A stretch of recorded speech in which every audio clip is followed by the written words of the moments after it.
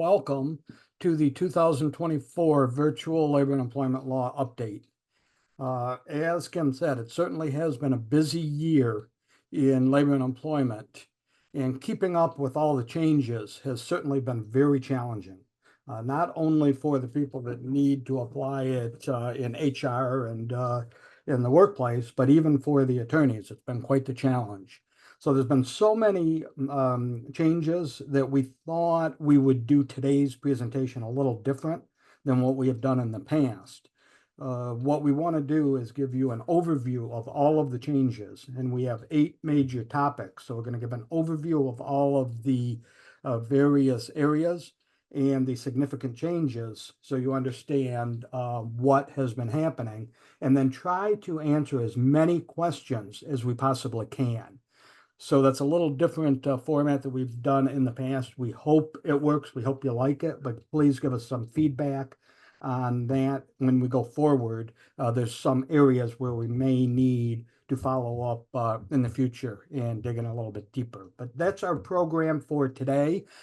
So the first topic that we're going to be addressing is the Michigan sick leave and minimum wage law that we've been waiting for so long. The Supreme Court has now issued its decision. The panel that will be addressing this topic is Tony Delamonte, Cliff Hammond, and Mike Cluck. And we will begin with a short summary of this law or these changes from Tony. Tony? Perfect. Thanks, Mike, and thank you all for attending. As I'm sure you've read in the news, big changes are happening to Michigan's sick leave and minimum wage laws.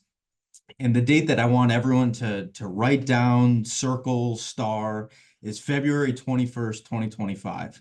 That's the date that the Earned Sick Time Act and the Improved Workforce Opportunity Wage Act will be replacing Michigan's current sick leave and minimum wage laws.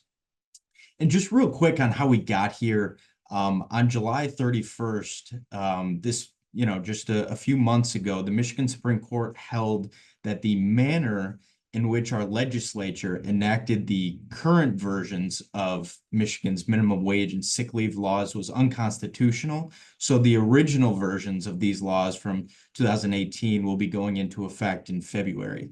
And if you want any additional information on that, we're happy to provide, but we want to focus on what you need to know about come February. So briefly on the minimum wage changes, Michigan's minimum wage will be increasing on February 21st from $10.33 to somewhere between $12.20 and $12.50. The reason it's a range is it's based on a present value calculation, and we're waiting on the state to give us some clarification on what exact dollar figure that will be. But what you need to know is that Michigan's minimum wage is increasing, and it will be increasing on a yearly basis. And the other big deal is that the tip credit is going to be completely phased out by 2029, which is obviously a big deal for the restaurant industry.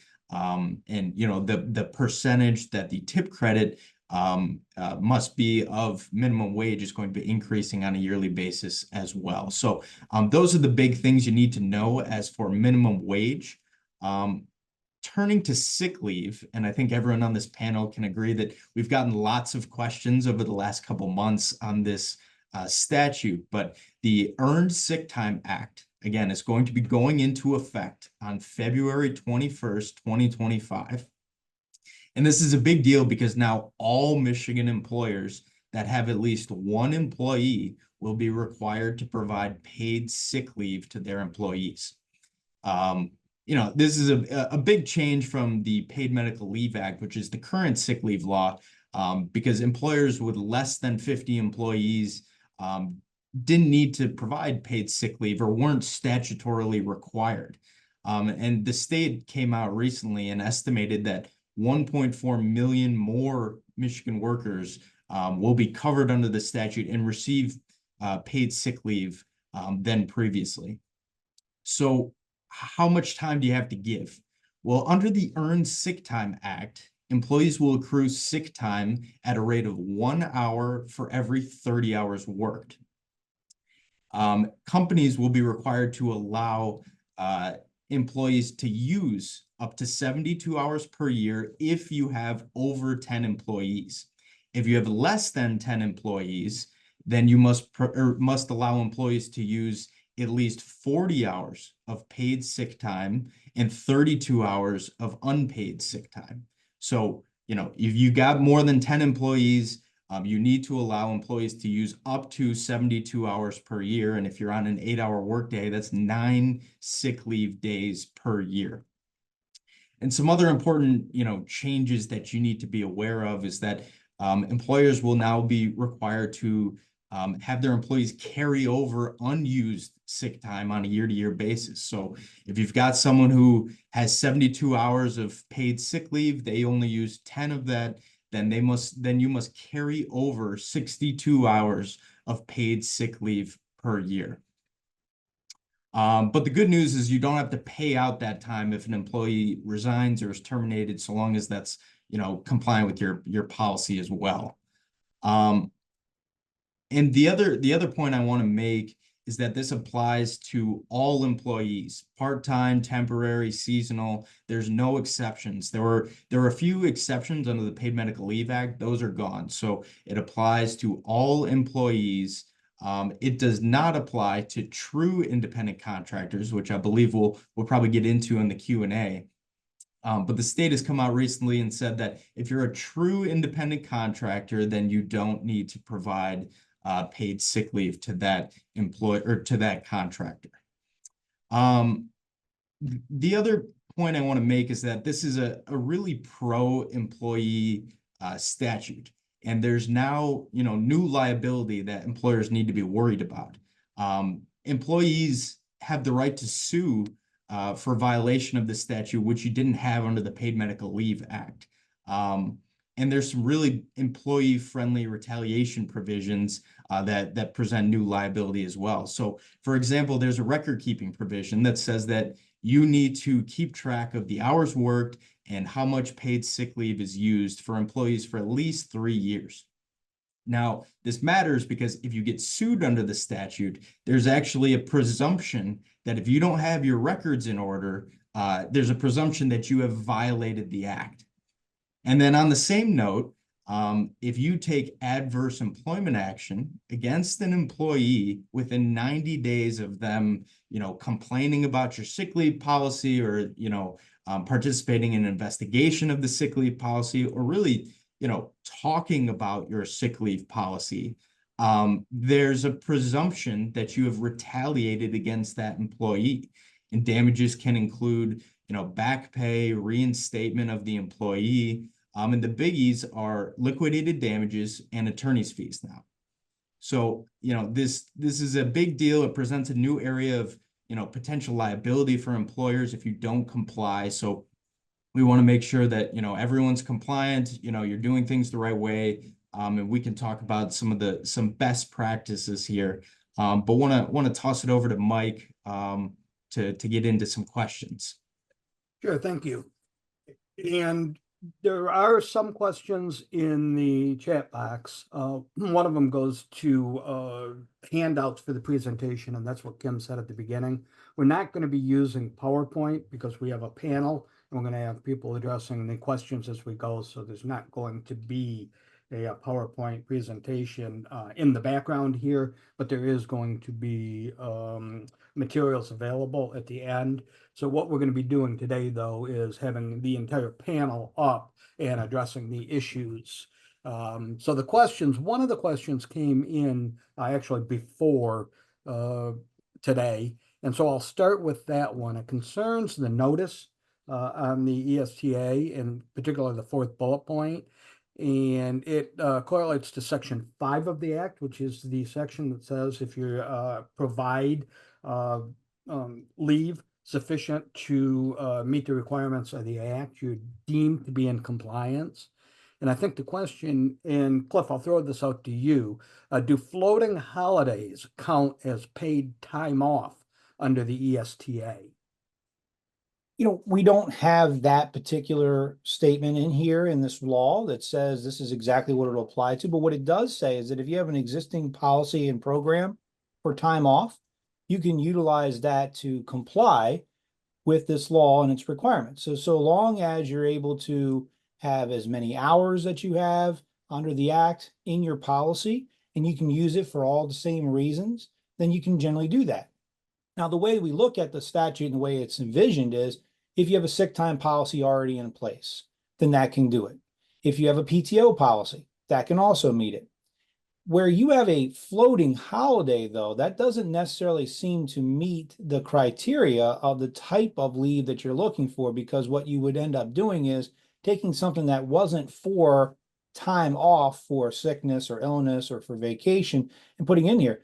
Without clarity from legislature, I would generally say that's probably not going to comply in and of itself. Obviously, it's not enough anyway. So your holidays are not something that's included in the statute, but your sick and your vacation time policies are expressly the ones they say you can use. So what you want to do is you want to focus on, does my policy currently allow me to have employees get 1 hour for every 30 hours worked? Can they use it for all the time that's necessary? And do I have it roll over? The problem with a holiday is you probably don't let employees roll over unused floating holidays. So there's a little bit of a problem with the way the mechanics would work with that holiday and how this does it. Because one of the things that this is very interesting, in our current rules that we have, if you give somebody a block of time of 40 hours or more at the beginning of a year, you don't have to let people roll over the sick time. This statute is fundamentally different. What it says is a person earns time, they use the time, and then if they don't use it all, they get to carry all of it over, not some of it. There can be no cap. You have to let them carry it over. Now, depending on if you're a large or small employer, more or less than 10 employees, there are certain rules on how much is paid and not paid. You can limit the use, though, to 72 hours, whether you're small or large. And there's a component of, if you're a small employer, you only have to pay for 40 in the year, and then the remainder can be unpaid leave. But if you're an employer that's a larger employer, then you're going to have to let the person receive up to 72 hours. So even if their bank has 1,000 hours, you can say you're limited to using 72. So that's why I would say the floating holiday doesn't really match what we're trying to do here. What we're trying to get here is an opportunity to have days that can be banked, that can be used, and then with the only caveat being a limitation, because unless you're a federal employee, you are covered. So that's part of this. It's a very big blanket that they're covering everybody with this. I mean, the whole goal was to get everybody you possibly could. And the only limitation really is whether you have to give 40 or 72 hours of paid time per year. Okay, thanks, Cliff. And the other thing I think you want to remember with the Section 5 language about deeming to be in compliance, that not only includes the amount of time that is provided, it also requires that the time be used under the same conditions, which includes hourly increments. So if you're talking about paid holiday, the increments could be as little as 6 minutes, depending on how your payroll is set up for purposes of the ESTA. So I'm not sure you want to allow floating holidays to be taken in 6-minute increments throughout the year. I don't think that's the purpose of a floating holiday. So I think you got to think about how you're going to allow the use as well. Okay, the next question I'm going to toss out there, and Mike Luck, maybe I'll toss this into your little square here. And it says, what about union workers? Does the ESTA apply to union workers? Well, obviously, collective bargaining agreements often have provisions already in them on the amount of sick leave accumulation. To the extent that those now equate to or even exceed the statutory requirements in ESTA, you're pretty well covered. What I'm facing right now, of course, if I'm at the collective bargaining table with a labor organization, and going back to Tony's date of February in 2025, in my opinion, if we reach an agreement for multiple years forward, okay, ahead of February 2025, I believe the statute as it's going to be applied will allow you to simply carry forward those negotiated benefits until it expires. If there's a disagreement on that, it'd be nice to have the panel chime in on. But that's one of the things that I've been looking at is trying to get CBAs in place if I can to help obviate this impact right now in public sector employers that have CBAs. Thank you. The next question deals with the minimum accrual requirement. But the question specifically here is that if we provide sick leave or PTO of 80 hours per year, so in excess of 72, we have PTO 80 per year. Does the ESTA apply to us? What do we need to worry about? Tony, I'll throw that back to you.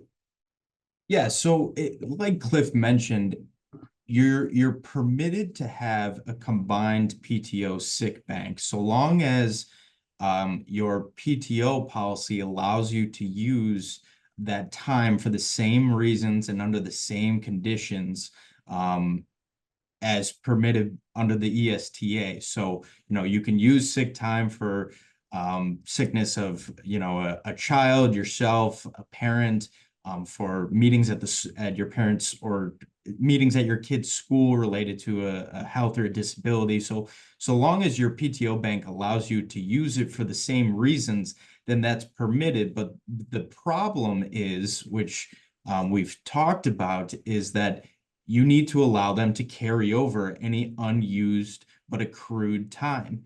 And if you've got a combined policy, it gets a little wonky. And I think, we panelists have talked about this ad nauseum, and frankly, I think we believe it's a lot easier to have a separate sick bank, because if you have a combined bank, we think you're probably in a position where you need to carry over all of that time unless you're keeping track of which of those hours relates specifically to accrued sick time under the statute. So the answer to the question is yes, you're allowed to have the combined policy, but the statute makes it a little more complicated, unfortunately.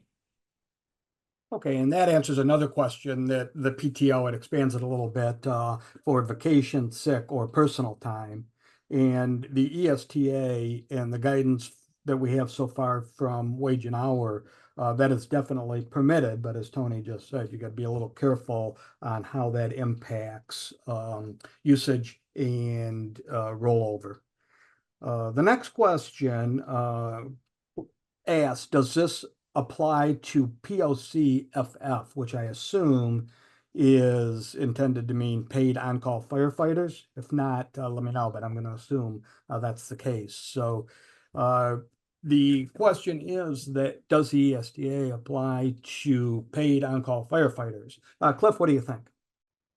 Well, Mike and I have listened in on the Department of Labor to Michigan State, and they did a presentation right after this was done to try to say, hey, look, here's what we're looking at statute, because everybody gets these green statutes. They're new, right? They haven't been interpreted by a court yet. So you look to the agency that's in charge of, doing Department of Labor to clarify, because the definition of employee under the statute's a little odd. It says it means an individual engaged in service to an employer in the business of the employer. Now, that's a pretty broad definition. So you would think, okay, not just some voluntary firefighter who gets paid on call. You potentially could read that to say it's a board member on some board that comes in and gets a stipend. Now, what the Department of Labor has said in their online webinar, which you can access right now by going onto the materials, is no, that they're not looking at like board members. Now, they didn't describe the firefighter issue, but if you're paying somebody on an hourly basis on call to do work, and that's what you do, which is firefight, right? You're a firefighter within the department. There's a strong argument that says, yeah, that person should be covered. So the question here really isn't whether or not there are exceptions.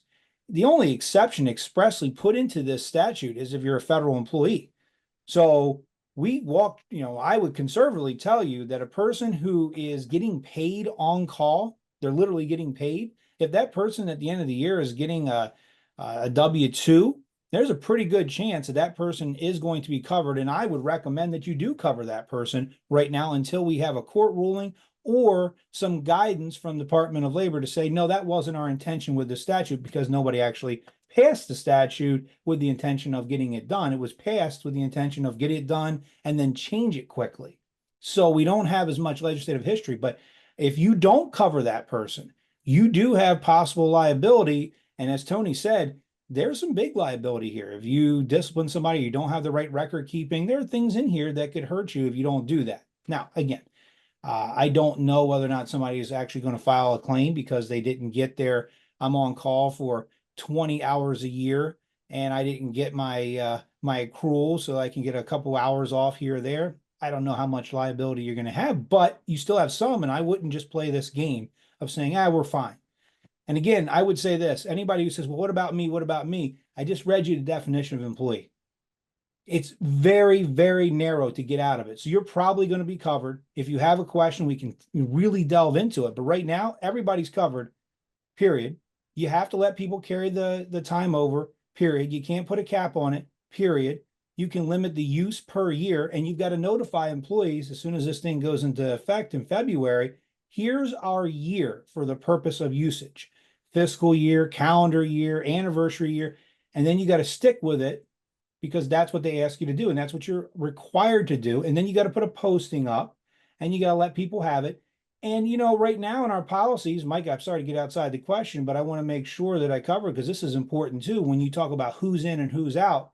Once you have a person in, there's some pretty strict rules on what you can do. You can't ask a bunch of questions of people. If a person says, hey, I was sick on Friday, under this rule, you're not allowed to ask them for documentation. You can't go out there and ask them for documentation for one absence. And basically, you can say, I need off for a covered absence. And if they've got that time, you have to pay them for that time. There are some other things you can do that we can probably get into, but that's important. But the other thing you got to remember is a lot of policies say you need to give us at least 7 days advance notice if you know you're going to need a surgery or you know you're going to need to be out.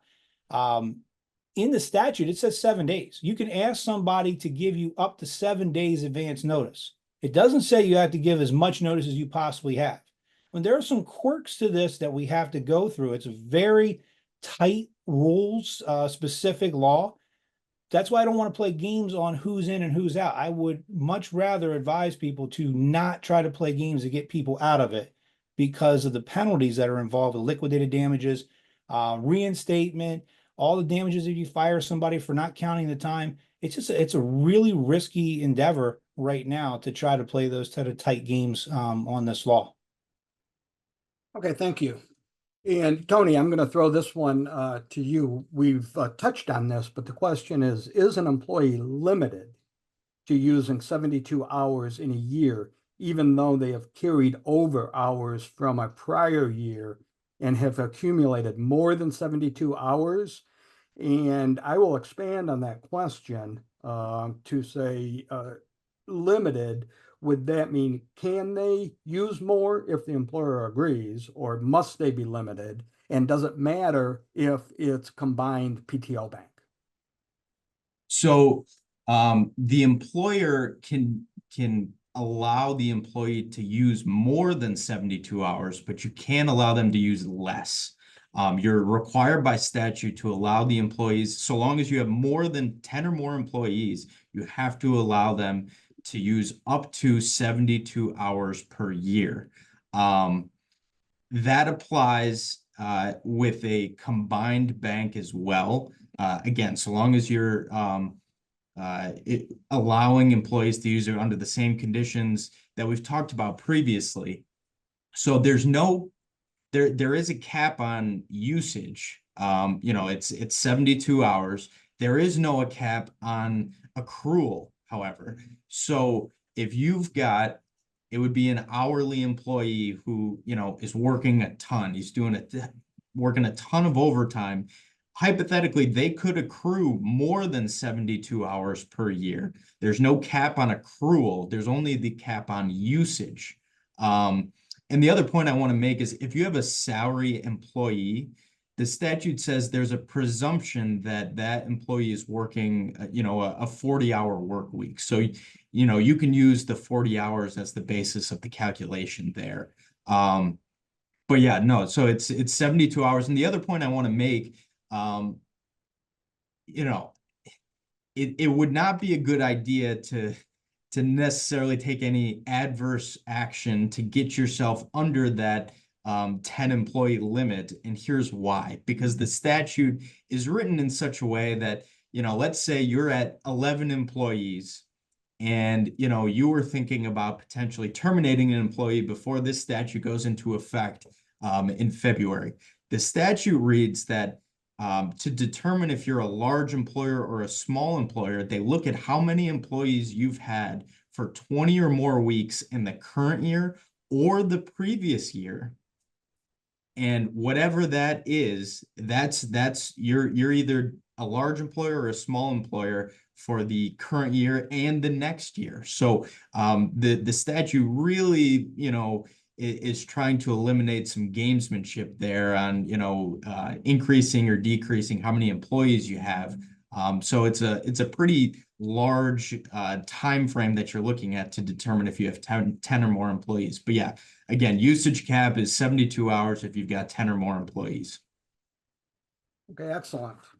Now, there's some questions in here on the effective date, and they're in a few different ways. Let me just hit this one first. Has the new law, which I assume means the ESTA, taken effect where employees can sue for violation of the policy, or is there a start date in the Supreme Court? So the Supreme Court has ruled the effective date is February 21st, but can employees, or when can employees sue?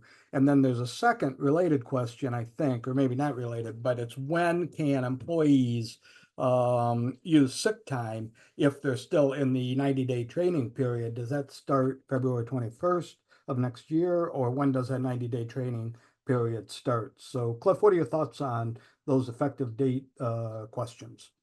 Yeah, and the good news is we've got some time. I think that's a great question because it tells everybody, all right, what are we doing now?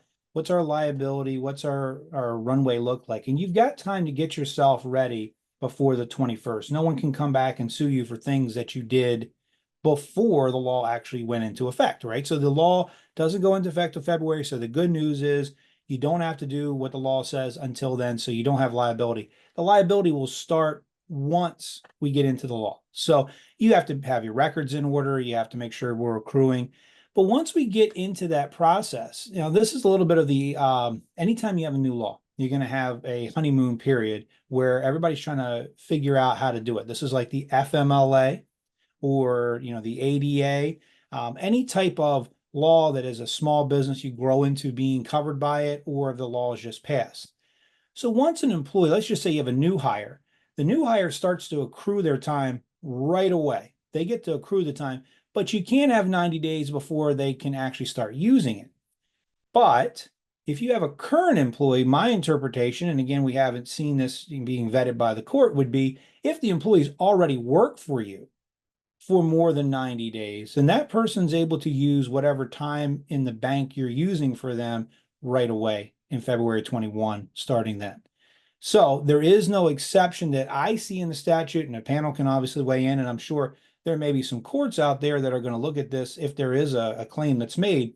But existing employees should already have time ready to go in your bank unless they've used it already this year. So let's say you have a bank of time that's compliant with everything, or that you make compliant as of February 21st, but the person's burned through all that time and your year goes through December 31st.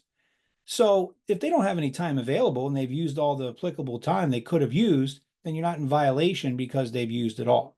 On the other hand, if you just say, well, listen, you're going to start accruing right away as of February 21, and our date for the year is going to start on February 21, then a current employee can use and accrue right away, but they don't get to use all the old time. You can change your bank you can zero out your old bank and say, we're going to start over new, according to a lot of different ways that you can handle this, but it's going to be a little bit of a rocky transition. That's why they did bump this out to February 21st. It seems like it's a long time away, but it's really not, because we've got to coordinate how we're going to transition from the old policy. Are we just going to update it? Are we going to create it from scratch? Or are we going to renew it so that it complies? So it's a little bit more complex than it seems. And of course, as usual with the courts, they're like, well, this is the law, figure it out. and then we'll come back and bang you on the head if you didn't do it exactly right when we didn't explain it. So that does happen from time to time, but I think we could work through it to get your policy appropriately adjusted to be able to make sure you don't leave anybody behind. Okay, thank you. And there's a couple of questions, actually a few, I think, that I can bundle them. They deal with the rollover issue and the requirements or limits on that. And there's a couple of questions. If they roll over in 1 year, but then they still don't use it, can they continue to roll over, or how many years in a row can they continue to roll over? And then the related question to that is, at some point, they leave. Does that have to be paid out? They can't roll it over once they're gone. So what happens to it? Tony, your thoughts? Yeah, so you can roll over every year. Hypothetically, if you've got a tenured employee who's been working for a while, and they don't use a lot of sick leave, they could build up that sick bank, to be pretty large. The good news again is that you're only allowed to, or you only have to permit them to use up to 72 hours per year. Again, if you're a large employer. And I think I saw one question in here about, can you explain the 10 or more employees? The 10 or more employees relates only to the usage cap. So if you've got 10 or more employees, then you have to allow employees to use up to 72 hours a year, even if they've got this huge bank that they've accrued over 20 years. If you have less than 10 employees, it's 40 hours of paid leave and 32 hours of unpaid leave. So that's, that's a little explanation there. And then as for paying it out, you don't have to pay it out if you terminate them, if they resign, leave, don't need to pay it out, which is good. I've seen a couple questions in here on, can we pay it out? Instead of letting employees carry it over. I'll defer to the panel. I think the answer is no. The way that the statute's written, it says that you must permit employees to carry over that time on a year-to-year basis.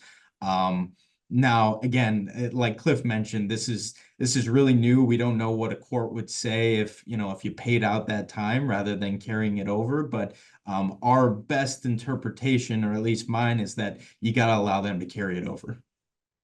Yeah, and there's a related question, and this deals with PTO. And Tony, I think we've actually talked about this a little bit, is there's two different types of payout, I think. One is payout under PTO, and one is payout under ESTA. And the ESTA is clear, you don't have to pay out. But if you don't have separate banks, you have a combined PTO bank that you use to be deemed in compliance with the ESTA. And then there is time in that bank and the employee leaves, do you have to pay it out? And I think the answer to that question is it depends on how your policy is written, because we can look at the ESTA and say there's no requirement for payout when you leave. But the Wages and Fringe Benefits Act says that fringe benefits, which is leave time, is paid out in accordance with the written policy. So if you have a PTO policy that says when you leave, you will get paid for unused PTO time, then you may not have a violation of the ESTA. You may have a violation of the Wages and Fringe Benefits Act. So you have to look at your policies as well. So we now have been with this for quite some time. We have a large number of additional questions, which is great. I know this is a new law and we want to get to everybody's questions. And at some point at the end of this presentation, we will get back to as many as we can, and then we'll address them as we can. But for the moment, I think in the interest of time, we need to shift now into the next topic, which is employee drug and alcohol testing. And the primary panelists for this topic are going to be Mark Garner, Mike Cluck, and Cliff Hammond. And we are going to start this off with Mark giving us an overview of employee drug and alcohol testing as it exists today. Thanks, Mike. One of the again, I'm Mark Kerner, and one of the things that we wanted to talk about today was some of the changes that have happened in the law with respect to drug and alcohol testing.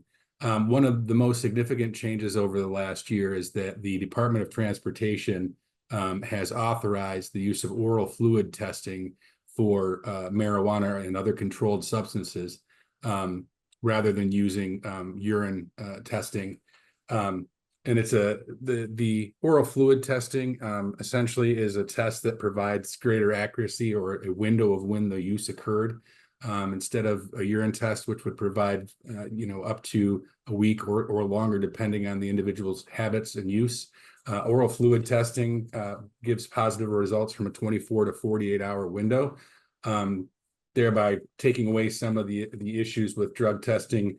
An employee, say on a Monday, who has used marijuana or some other substance on a Friday and still shows up in their system. Under this test, if within a 48-hour period, it may no longer appear in their system. So it eliminates some of that, not when an employee is not impaired by the substance, but they still have them in the system and then subject to discipline. Several states are actually starting to use the oral fluid testing for impairment testing for road drivers. A lot of it's in the beginning stages, but the Department of Transportation has indicated that the testing that it is permitting and allowing is not an impairment test. It said basically the DO testing program is a deterrence-based program to prevent illegal drug use, not to prevent or not an impairment test. So pursuant to the DOT rules, the presence of marijuana in your system, they aren't looking at it in terms of whether or not you were impaired by the marijuana. They're still looking at it in terms of whether or not the person has it in their system and therefore would be subject to discipline. With the oral fluid testing, employers get to choose the methodology for the regulated drug tests. They can be pre-employment tests, random tests, reasonable suspicion tests, post-accident tests, or follow-up or return to duty tests. The employer also gets to choose the methodology for those tests. And in other words, an employer could start with an oral fluid test, and if it determined that a urine test was necessary, they could do a follow-up test with the urine test. That's the collection method is always left up to the employer pursuant to the new rules. And again, for instance, if you start with a urine test, you get a shy bladder result or some other dry mouth issue in an electronic breath test, you can move to the oral fluid testing for the backup. The oral fluid testing rules became effective back in 2023, but unfortunately, they're still not permitted to be used or implemented. And this is because the DOT has said that the Department of Health and Human Services has to certify at least two laboratories for the testing. One would serve as a primary laboratory and one would serve as a split specimen laboratory. And that hasn't been completed to date. So even though they approved the use, it's still not allowed to be used in the testing at this time. There was some recent changes to the oral fluid testing rules. They had to make a modification to the qualifications of what would permit somebody to be a qualified collector. And this is because before oral fluid testing became available, there were no qualified collectors. So they can't actually approve someone to be a qualified collector because there aren't any. So they've reduced the qualification requirements so that we'll have the ability to make more people qualified collectors. There's a sunset provision on that. I think it's a period of a year. After a year, the qualification requirements are going to go back up because we'll have people that can verify and help qualify you as a qualified collector. The increase in privacy components to oral fluid testing in the DOT environment, that only the employee, the collector, and a DOT representative can be present for the collection. Then it puts some clarification out there about how the collector designates the sufficient amount of collection amounts within the testing process. And those changes to the DOT rule became effective August 5th. Another significant change in the testing world, and it's not actually complete yet either, is the reclassification of marijuana. Earlier this year, the Department of Health and Human Services, at the direction of Joe Biden, requested that marijuana be reclassified from a Schedule narcotic to a Schedule III drug. That needed to be approved by the DEA. The DEA shortly thereafter had indicated that it was in agreement with the process, but was going to put the process through the rulemaking procedures. Therefore, an actual determination on whether or not it's going to be rescheduled from a Schedule I to a Schedule III won't likely occur until sometime after the elections, which may change the DEA priorities. However, I believe that there's currently there's hearings that are scheduled with all the stakeholders in the process for December of 2024. If it is rescheduled from, if marijuana is rescheduled from a Schedule I drug to a Schedule III drug, it takes it out of the department of, or the areas of heroin and cocaine, which are considered extremely addictive with no medical benefits, and puts it into classification with other drugs like ketamine, Tylenol with codeine, anabolic steroids. Those are drugs that are classified as drugs that do have a potential for abuse. However, it does acknowledge their medical benefits. The schedule, if the reschedule goes through, people think that that's a road to actually making it legal. It doesn't actually do that per se. What it does, it doesn't fix the gap between federal and state law. For instance, currently Michigan has the law that says that you're allowed to use recreational marijuana if you're 21 years and older, without a prescription. If marijuana is rescheduled to a Schedule III, generally those drugs still require a prescription before they can be dispensed. So there's still going to be that gap between the two. Ultimately, it would allow some tax benefits to growers of marijuana that they currently aren't provided because of the fact that it's currently a Schedule I. But those changes again haven't gone into effect yet. Okay, Mark, one of the questions that came in is with the oral fluid test, is MRO verification still required? Yes, MRO verification would still be required. Okay. And as previously, so for instance, when the state of Michigan and several other states allowed marijuana use, the DOT said that it didn't care what the states had done. If there was a positive test for marijuana, the MRO was required to classify that as a positive test, even if the person had a medical prescription or it was legal within their state. I think that part of the issue with the Schedule III is that if it gets reclassified as Schedule III, the MRO would still have to certify a positive test, but there's different rules and regulations because it's something that you could potentially have a prescription for. But yes, it still requires the certification by the MRO. Okay, thanks. And a follow-up question just came in. If the rescheduling from a Schedule I to a Schedule III goes through, what will be the impact on the DOT regs and the FAA regs once that reclassification is made? I'm sorry, what was the question again? It says, how does the change from a Schedule I to a Schedule III impact both the DOT regs and the FAA regs? I'm assuming that the DOT regs and the FAA regs are going to have to be modified slightly because we still have classifications. There are over-the-counter medications that you're not permitted to use from a DOT standpoint. So over-the-counter medications and actually prescription medications, I believe that the DOT regulations prohibit the presence of Tylenol with codeine or other Schedule III drugs within your blood. Therefore, I would assume that even if marijuana is rescheduled to a Schedule III, the rules would change perhaps on whether or not there's an immediate termination. But it still would probably be prohibited to have that substance within your system. Okay, thanks. And I'm going to toss this one out to either Cliff or Mike Clark. You two can join together on answering this question. But currently, as the law exists in the state of Michigan, at least, if an employer has zero tolerance drug testing policy, can an employee with a marijuana medical card be terminated if they test positive on a drug test?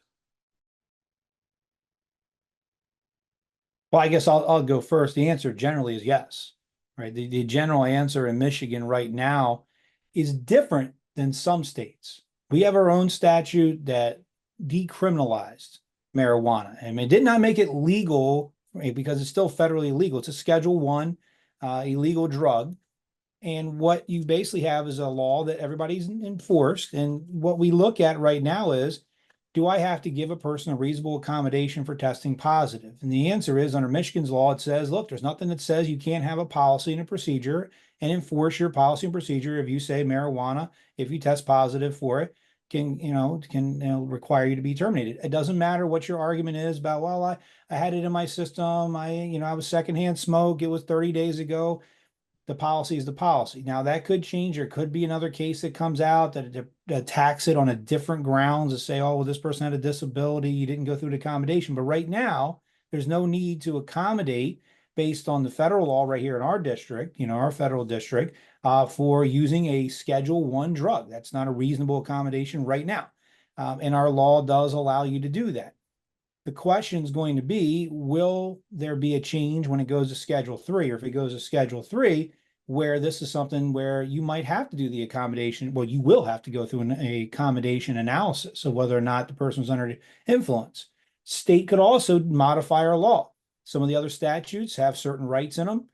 In California, as of January 1 of this year, they have a law that says, look, you can't use a test that tests for non-psychiatric or non-psychotropic metabolites, which means basically almost every test that we have right now can't be used to terminate somebody or to create some sort of adverse employment action.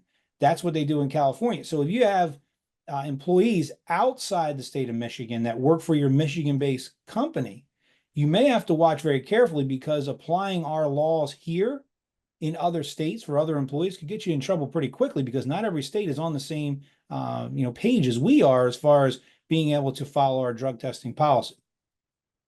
Okay, and Mike Clark, let's look at public sector employees. Is there any differences between public sector employee rights and private sector employee rights with respect to drug testing, looking in particular at the search and seizure issues? Well, with respect to many of the clients that I represent, which are both public, private, and so on, have commercial driver's licenses. Okay, so the CDL operators under federal law are governed by those standards. And so the public employers that I have clearly have the right to abide by the requirements of the federal government concerning the ability or inability of an operator of a commercial vehicle to have a controlled substance in their body. So in my opinion, that applies both equally to private as well as public. And we follow, for those commercial drivers, the federal law, because it trumps, if you will, any other lower standard at this point. Okay, great. Hey, Mike, to piggyback on a little bit of that context, think about it in a collective bargaining setting. And I've seen this before. Let's just say you have a contract with a union, or you have a policy, whatever it might be, but a contract with union where you set, here's what the threshold rates for the test are going to be. If you test above this amount, we're going to consider you under our policy be under the influence, and you can be subject to discharge or any other discipline that you want to have. And let's just say you have a drug that was Schedule I that gets dropped down to Schedule II. So I'll give you an example of a drug that, in the last couple of years has really been used more. And there's been an initiative to try to let people use it in the workplace, and that's methadone. You have a lot of people that are addicts. They're trying to get off the hardcore drugs that they're on, get their life turned around. And the federal government's really pushing to make sure that even if you negotiated a certain level of methadone into your collective bargaining agreement, you got to be very careful, because just because you negotiated it doesn't mean it's lawful. That's like saying, I can't negotiate to pay you $4 an hour, right? I can't negotiate below the federal standards for the ADA. If that drug is allowed, non-marijuana, but that drug is allowed under the standards, you might now all of a sudden have a duty to engage in the interactive process, see whether or not it's actually impairing the person, whether the person has a medical requirement to have it. I mean, there's a lot more that has to go into it. So I think we have to be very careful. And a lot of times employees are saying non-DOT, federally required standards, let's just drop marijuana from our testing.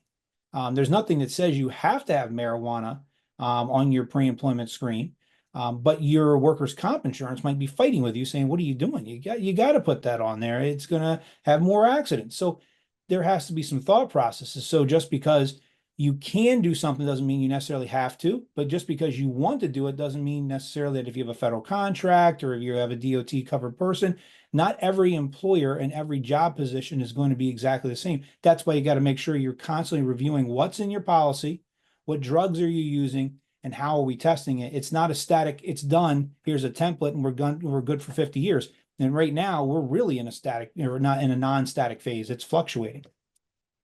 Okay, thank you. And I think with, in the interest of time, we need to shift to the next topic. The next topic's a pretty broad topic, and that is employee accommodations. Employee accommodations can come up in a lot of different ways. Can come up in the traditional disability accommodation issue under the ADA and Michigan's law. It could come up in the area of religious accommodation. It could also come up in the area of pregnancy, particularly with the recent passage of the Federal Pregnancy Workers Fairness Act. So we have a committee that is going to be able to talk about all of these issues. I'm not sure exactly how the panel is going to split it up, but the panelists that are going to be discussing these accommodation issues are Cliff Hammond, Mark Garner, Courtney Agusa, and Mike Clark. So, Cliff, are you going to kick this off? Yeah, I'm going to talk a little bit about religion and disability, and I believe Courtney's going to go ahead and follow up on the pregnancy and the new rules and laws that are applicable there. But yeah, I wanted to talk a little bit about the traditional accommodation in these areas and how it's changed pretty significantly in one respect, but not really that much in other ones. And when I think about accommodations, I think about the ocean, right? The ocean, it's great. Everybody wants to have oceanfront property. It looks great. You can get in there. It looks like it's a lot of fun until the waves start hitting and you get deeper in the ocean. And next thing you know, you're like, I want to get out of the ocean. I never want to be around it again. It's horrible. I'm drowning. What do I do? And that's how the accommodation land looks. When you talk about things like disability accommodation, it sounds easy. Give people reasonable accommodation. What could be wrong with that? How could that be hard? And then 50% of my time is spent on the phone talking to people about, okay, I got this one, you're not going to believe it. And I do believe it because I have these happen all the time. There's always these weird scenarios that come up, these one-off scenarios that come off for everybody that's different for one department than it is another department, one job versus another job, one employer versus another employer. Each one is individualized and each one's dangerous, right? Or it could potentially be helpful for an employee. Now, from an employer standpoint, we're trying to make sure we do what's right for the employee. There's no doubt about it. And a lot of people that are on this call are HR executives and people that do this all the time. And they know what I'm talking about here. It's usually pretty smooth, but until it's not. And then it gets really, really difficult. Now, what I want to start off with, though, is religious accommodation. There was a United States Supreme Court decision that effectively changed everything with how we handle religious accommodations. Not that a religion didn't have to be accommodated. I mean, there's a law that's been around for a very long time that says you can't discriminate based on somebody's religion. Okay, it's very simple analysis, right? You can't discriminate against a person because it's rooted in the Constitution. There's also protections that are there from civil rights acts that have been around for decades. Very simple. But what's happened is the accommodation standard we use and the religious accommodation standard for somebody who has a religious need, they started to diverge decades ago. And what the courts and the agencies have allowed you to do as an employer is to say, look, when you have something, let's just say I need off on Sundays so that I can go to church because that's my sincerely held religious belief. And we had to find a way to manage that person's individual religious belief and the needs of the company, right? The company and the operations have to go forward. And so what happened was they started to say, look, if the request is going to cause even more than de minimis amounts of hardship, then you don't necessarily have to give that person their request. So, hey, if I don't have you work on Sunday, somebody else is going to have to come in and it's going to cost us 2 cents of overtime. Therefore, it's probably more than de minimis. I mean, it was a really low standard with the accommodation for a religion. It was pretty easy. Doesn't mean you could discriminate against people, but what it said was the accommodation, if somebody used it, had to show just a little bit of a amount of hardship on the employer. So what happens is that winds through the courts, it comes down, and there's people that say, I need time off for Sundays because of my sincerely held religious belief. And the Supreme Court said, I don't know what you people are doing. I know those court cases all said this. I know you've been reading this for decades, but you all got it wrong. And so we're going to say that we're not going to change the law. We're just going to say to everybody, including the courts, got it wrong from the first place. And effectively, we're going to go do what we do with disability. You got to look individually at whether or not this person can have a reasonable accommodation under a very simple test, very similar to what we do for an ADA, Americans with Disability Act accommodation. So you look at the person, you look at their request, and you say, okay, can I give this person the request they want? Sunday off. The Sabbath might be from Friday night into Saturday night. I look at all the opportunities you might be able to give that person. Can you switch schedules? Can you ask people they can do it? Can you work with the person to find a alternative job that they might want to work? Not that you're forcing them out, but they might want to work on the weekends or on the weekdays. How is this going to impact your operations overall? What's the cost really going to be? Can we hire or can we shift people in from other places? Are there other resources we can utilize to make sure that person can have that time off? And you say, well, okay, that sounds fairly simple. But if you remember, there was this big thing that happened a couple of years ago. It's called COVID, and there were people that said, "I'm not getting the COVID vaccine because why? Religious accommodation. I want a religious accommodation." And we went through this whole process when we were going through now. And now we've got this next step. Now there's been a mixed bag of whether that could happen. It's not really as big of an issue anymore, but it's an old issue because when the flu vaccine was coming around, we had people who said, I don't want to take that because of a religious accommodation. So you have to assess it. Now, what the law says is you have to have a sincerely held religious belief. Okay. And if you have that sincerely held religious belief, you go through it. The problem that we have is a lot of people say, oh, I know you. I saw you drinking at the bar for years. You're the wildest person I ever met. And they said, no, I found religion now, and I've got to do the following, or I truly believe this. And, people are allowed to change and have, sincerely held religious beliefs that are different, not only from what they held in the past, but they can actually have it today. And they don't necessarily have to have the mainline opinion of what their religion is. Just because this person has a view that's their view of religion doesn't necessarily mean it has to be the main line of their denomination or whatever it is, or it could just be their own religion, as long as it's sincerely held. And that's what trips up some people sometimes when they go, nah, I never heard of that.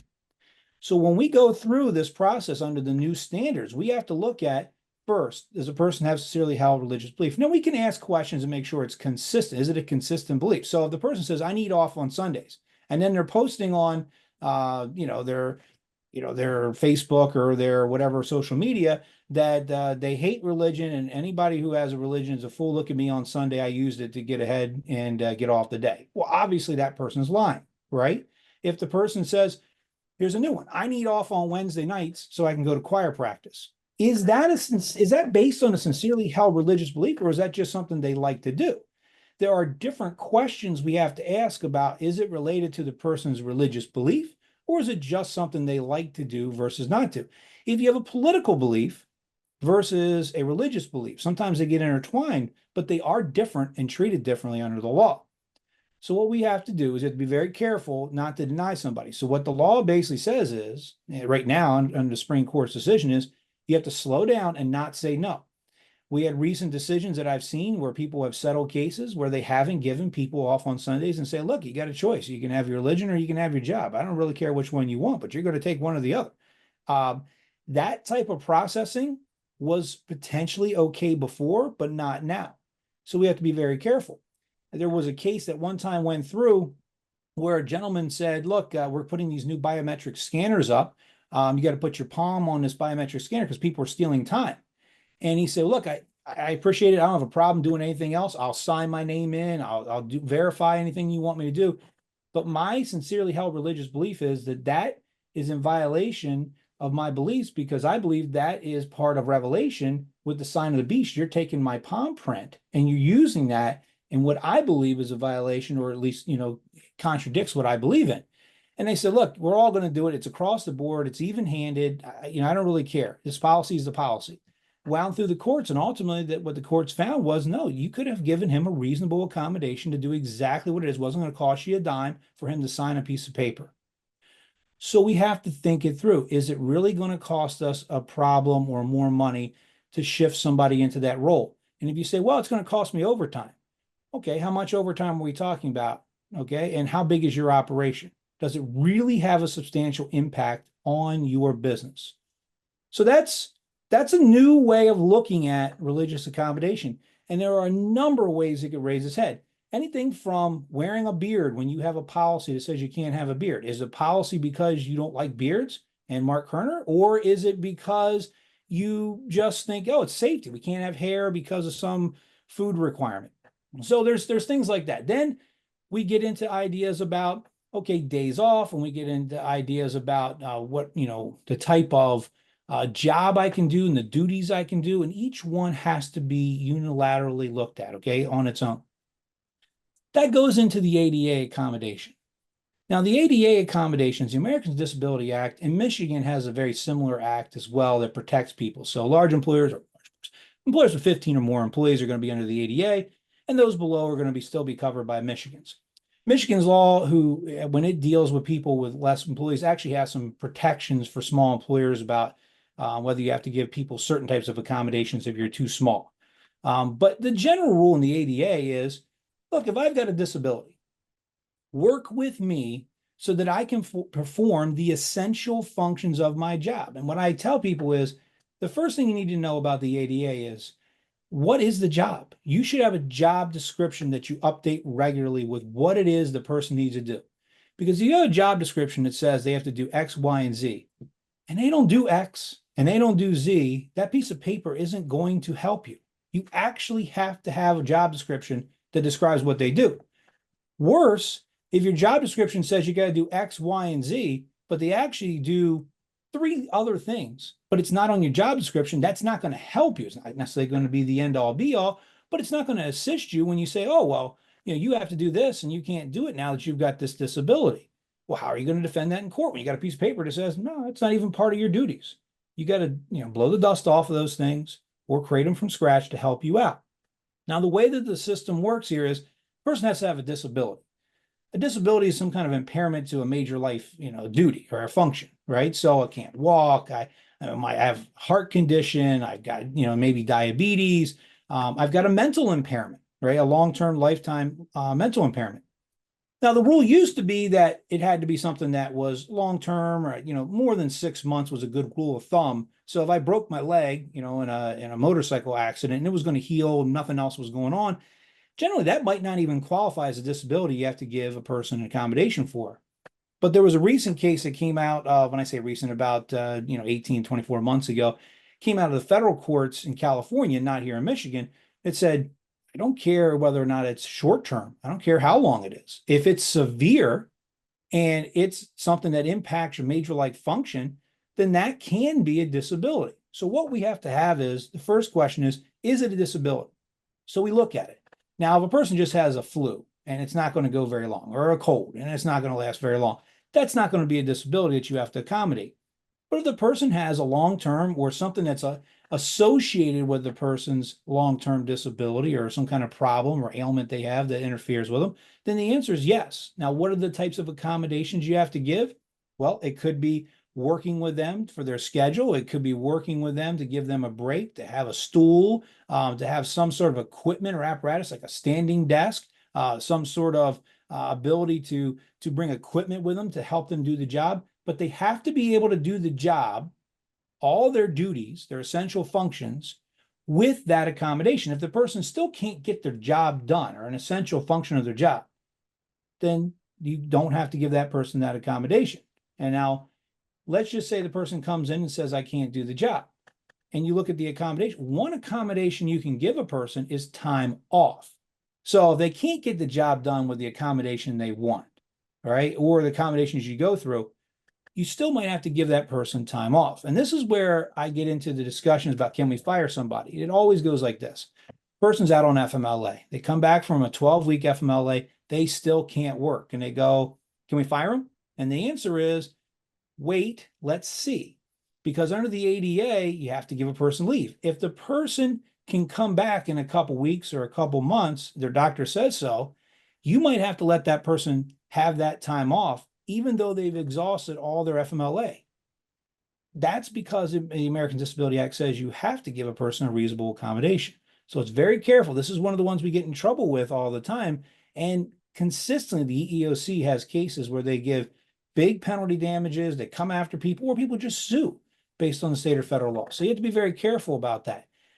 You can't force somebody out just because. You have to give the person a reasonable accommodation. Doesn't mean, oh, well, I can just send them out. No, you got to work with them. If you can't give them a accommodation, then you can give them that leave.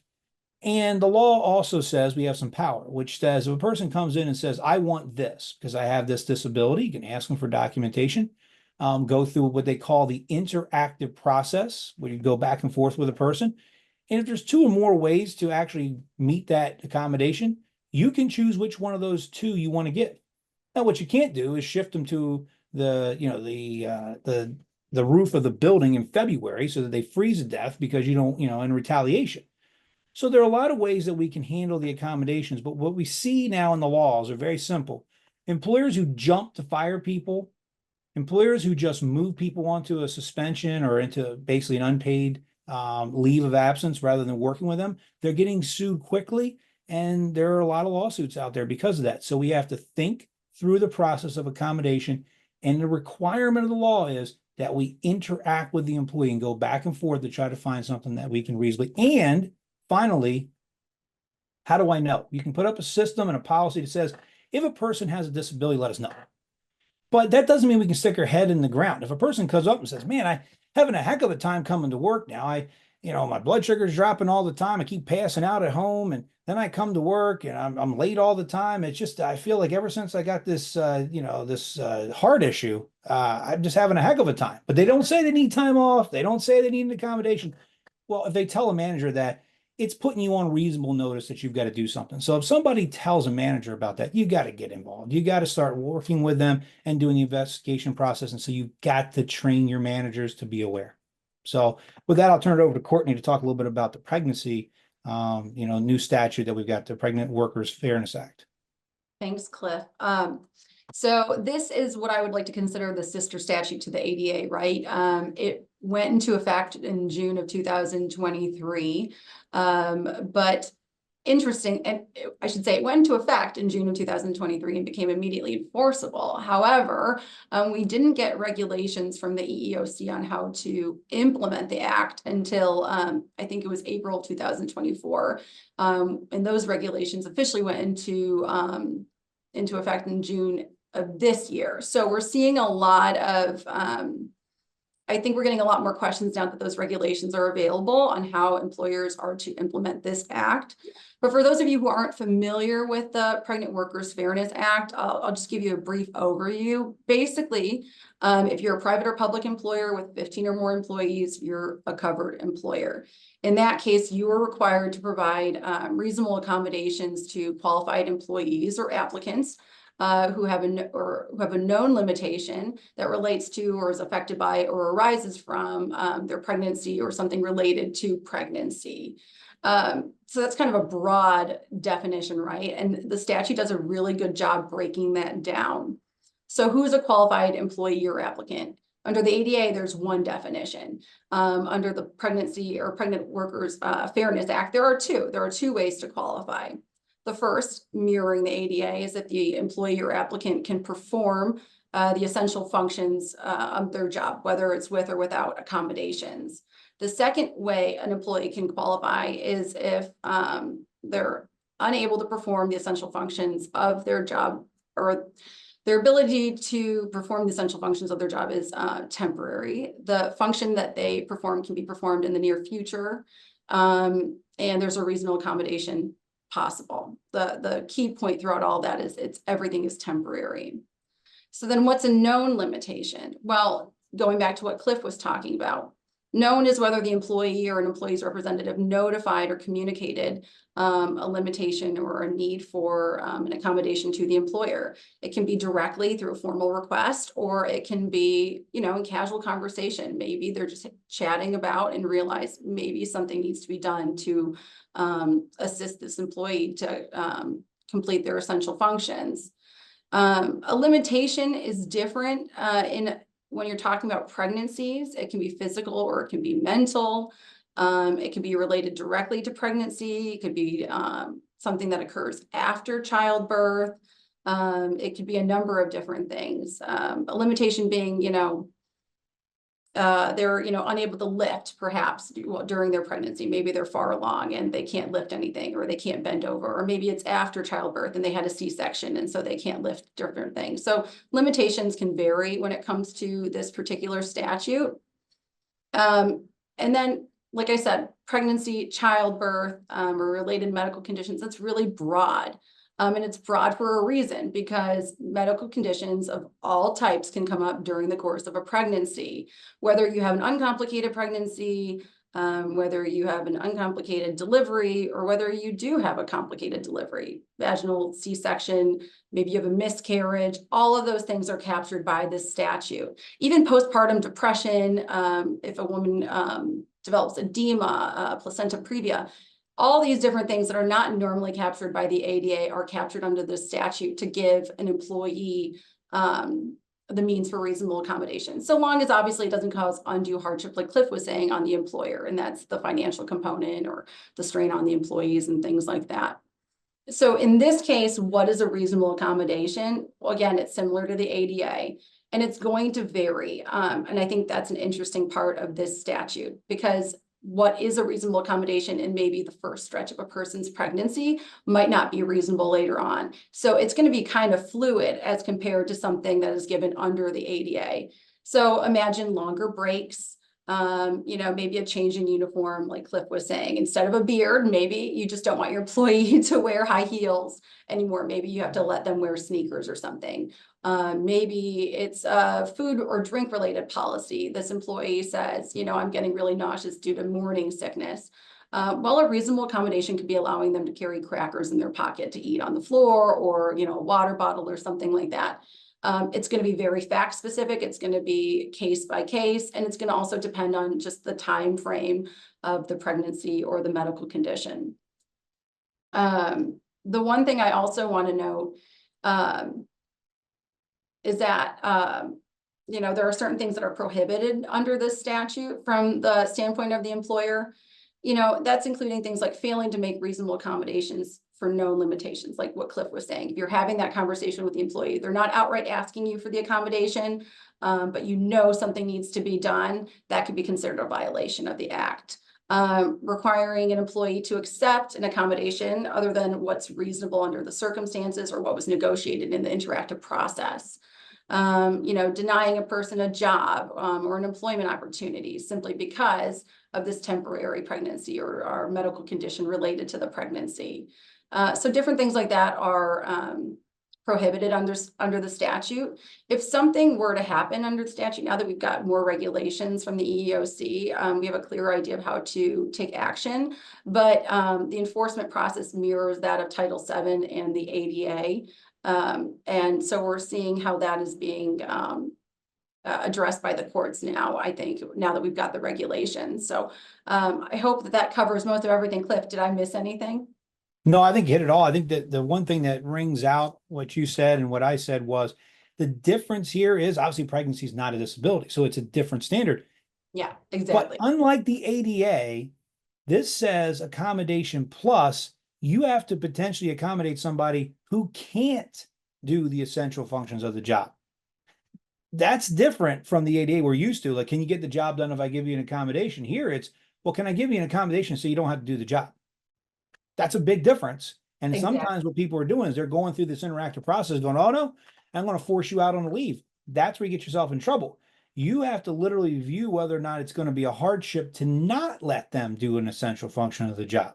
So it's a big change. And I think sometimes people kind of breeze over that concept as an employer. Some people get a little bit too protective of employees. They're like, well, they're pregnant, so I don't want to have them working in this battery plant. Well, that's the person's decision. That's not yours. Same thing with the accommodation. Well, I know you want this accommodation, but that's a little too dangerous for you.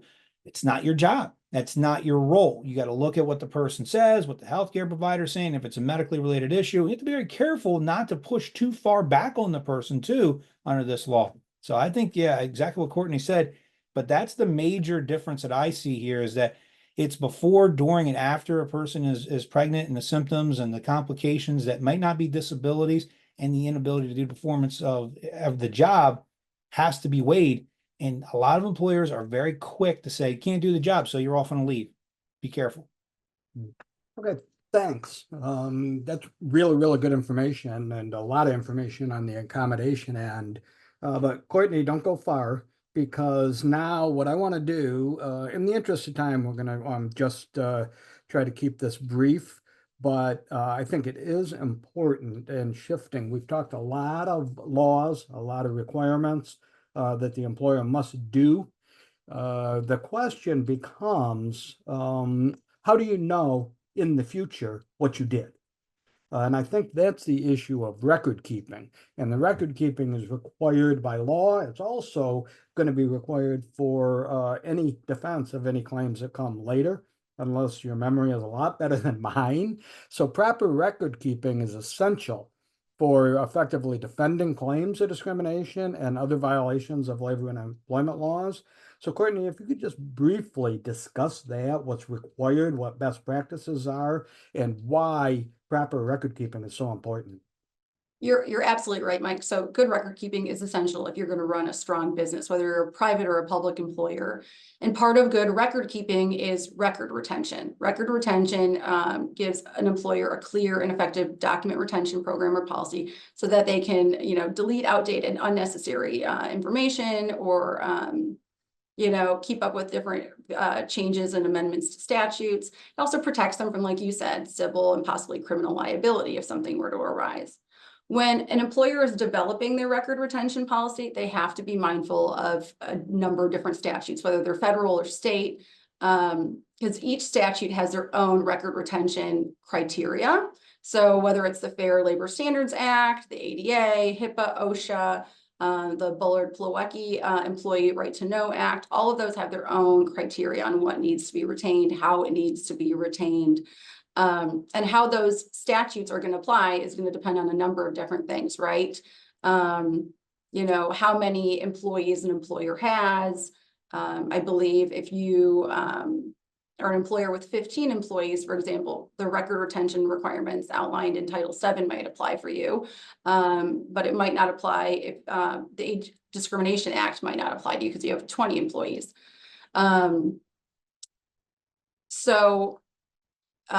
Because of the unique makeup of these different statutes, employers always want to be mindful of the various statutes that are defined. How many personal records in one statute may not be considered the same in another. This usually comes up with documents related to disciplinary matters and grievance investigations. So under the Bullard-Plawecki Act, employers who believe their employees engaged in criminal activity that resulted in an investigation may keep a separate file of information relating to that investigation. Once the investigation is complete, assuming there's no disciplinary action that is taken, the file can be destroyed. If the employer is a criminal justice agency, however, those separate files must be maintained regardless of the outcome of the investigation, and may be released to MCOLs, for example. So again, it just really depends on the employer, the number of employees, what statutes might apply, but they're all very clear on what records have to be kept, how long those records must be retained, and how such records may be retained, so electronically or hard copy. And then the last thing I just want to touch on really briefly is for our government agencies that are joining us. Under Michigan law, the destruction of public records without the authorization and approval of a retention and disposal schedule is prohibited. So those kinds of schedules identify how long records must be maintained by the respective agency, the method of the disposal to avoid the destruction of those documents. These schedules cover a whole host of different public records, which I could talk about for a really long time, but they also talk about human resources and personnel files. In most cases, government agencies are covered under a general retention schedule, which can be found on the Michigan Department of Technology Management and Budget website. But if those general schedules don't apply or address every single record the agency has, then it's really important that the agency specify in a specific schedule that they will have to draft and then submit to the state and get approval on how they intend to handle those records. So. Thanks, Courtney. Now what I'd like to do is shift a little bit out of statutory law to a certain extent and into an area that is extremely important and is in the press a lot. That's the area of DEI. And you've probably seen a lot of discussion and programs about DEI, some somewhat controversial, most very positive. But to put this into perspective, both the positives and the legal risks, we have Ray Littleton with us. He's going to summarize it. And Rob Hammer is also going to help us with this discussion, as are others on the panel. But let me start, Ray, with you on getting us up to speed on the current status of DEI. Sure. Thanks, Mike. And good morning to everybody listening in. We appreciate you guys joining us today. Really quickly, my name is Ray Littleton. I am an equity partner here at Foster Swift, and my practice consists of commercial litigation and employment and healthcare. I also serve as the diversity chair here at Foster Swift. And I just want to start with a couple of quick points about, why diversity is important to our company. I know a lot of companies already have their own programs and already believe that diversity is important, but just to kind of reiterate the fact, there are numerous studies that have shown that diverse employees and staff can offer different talents and experiences and skills that can help your company actually create better products and solutions. A diverse staff can see things from different angles and ultimately help to bring the best ideas together. One of the studies that I believe that's frequently pointed to, there's the Boston Consulting Group study. They actually found that companies with an above average diversity on their leadership team actually have greater payoff from innovation and higher earning margins. Diversity also helps to attract and retain top talent. As a lot of you know, each generation of new employees in our country is getting more and more diverse than the previous generation. And, often people will have even multiracial backgrounds. And if you want your company to grow, you're going to be able to, you're going to have to work and to incorporate this diverse generation into your company, and as well as work with clients who are diverse, right? That's, even more important. You want to be able to reach your clients who are of different backgrounds and make sure they feel welcome. Diversity also helps to boost your company's reputation. You can come across as friendlier and more socially responsible. And, the most important, a lot of these candidates, these young candidates, are looking at your company's diversity initiatives and your different diversity, like on your website, and just what kind of programs you have. And so I know a lot of you already, believe in a diverse workforce and, are trying to promote it. One of the things we're here today, though, is to make sure you do things in the right way. So there's been a lot of changes recently. Let's first start with last year. Our current conservative Supreme Court makeup, they had an affirmative action case presented in front of them. This was involving the admission policies of the University of North Carolina and Harvard. What happened is the law actually changed. They changed 4 decades of law regarding the ability to consider race in the admissions process. And in short, the court found that the admission policies at these schools violated the 14th Amendment's Equal Protection Clause.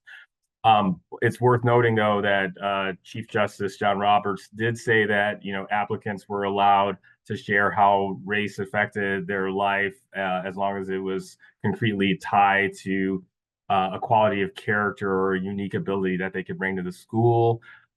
He gave an example of, if you wrote an essay on how, race has affected your leadership role or thinking.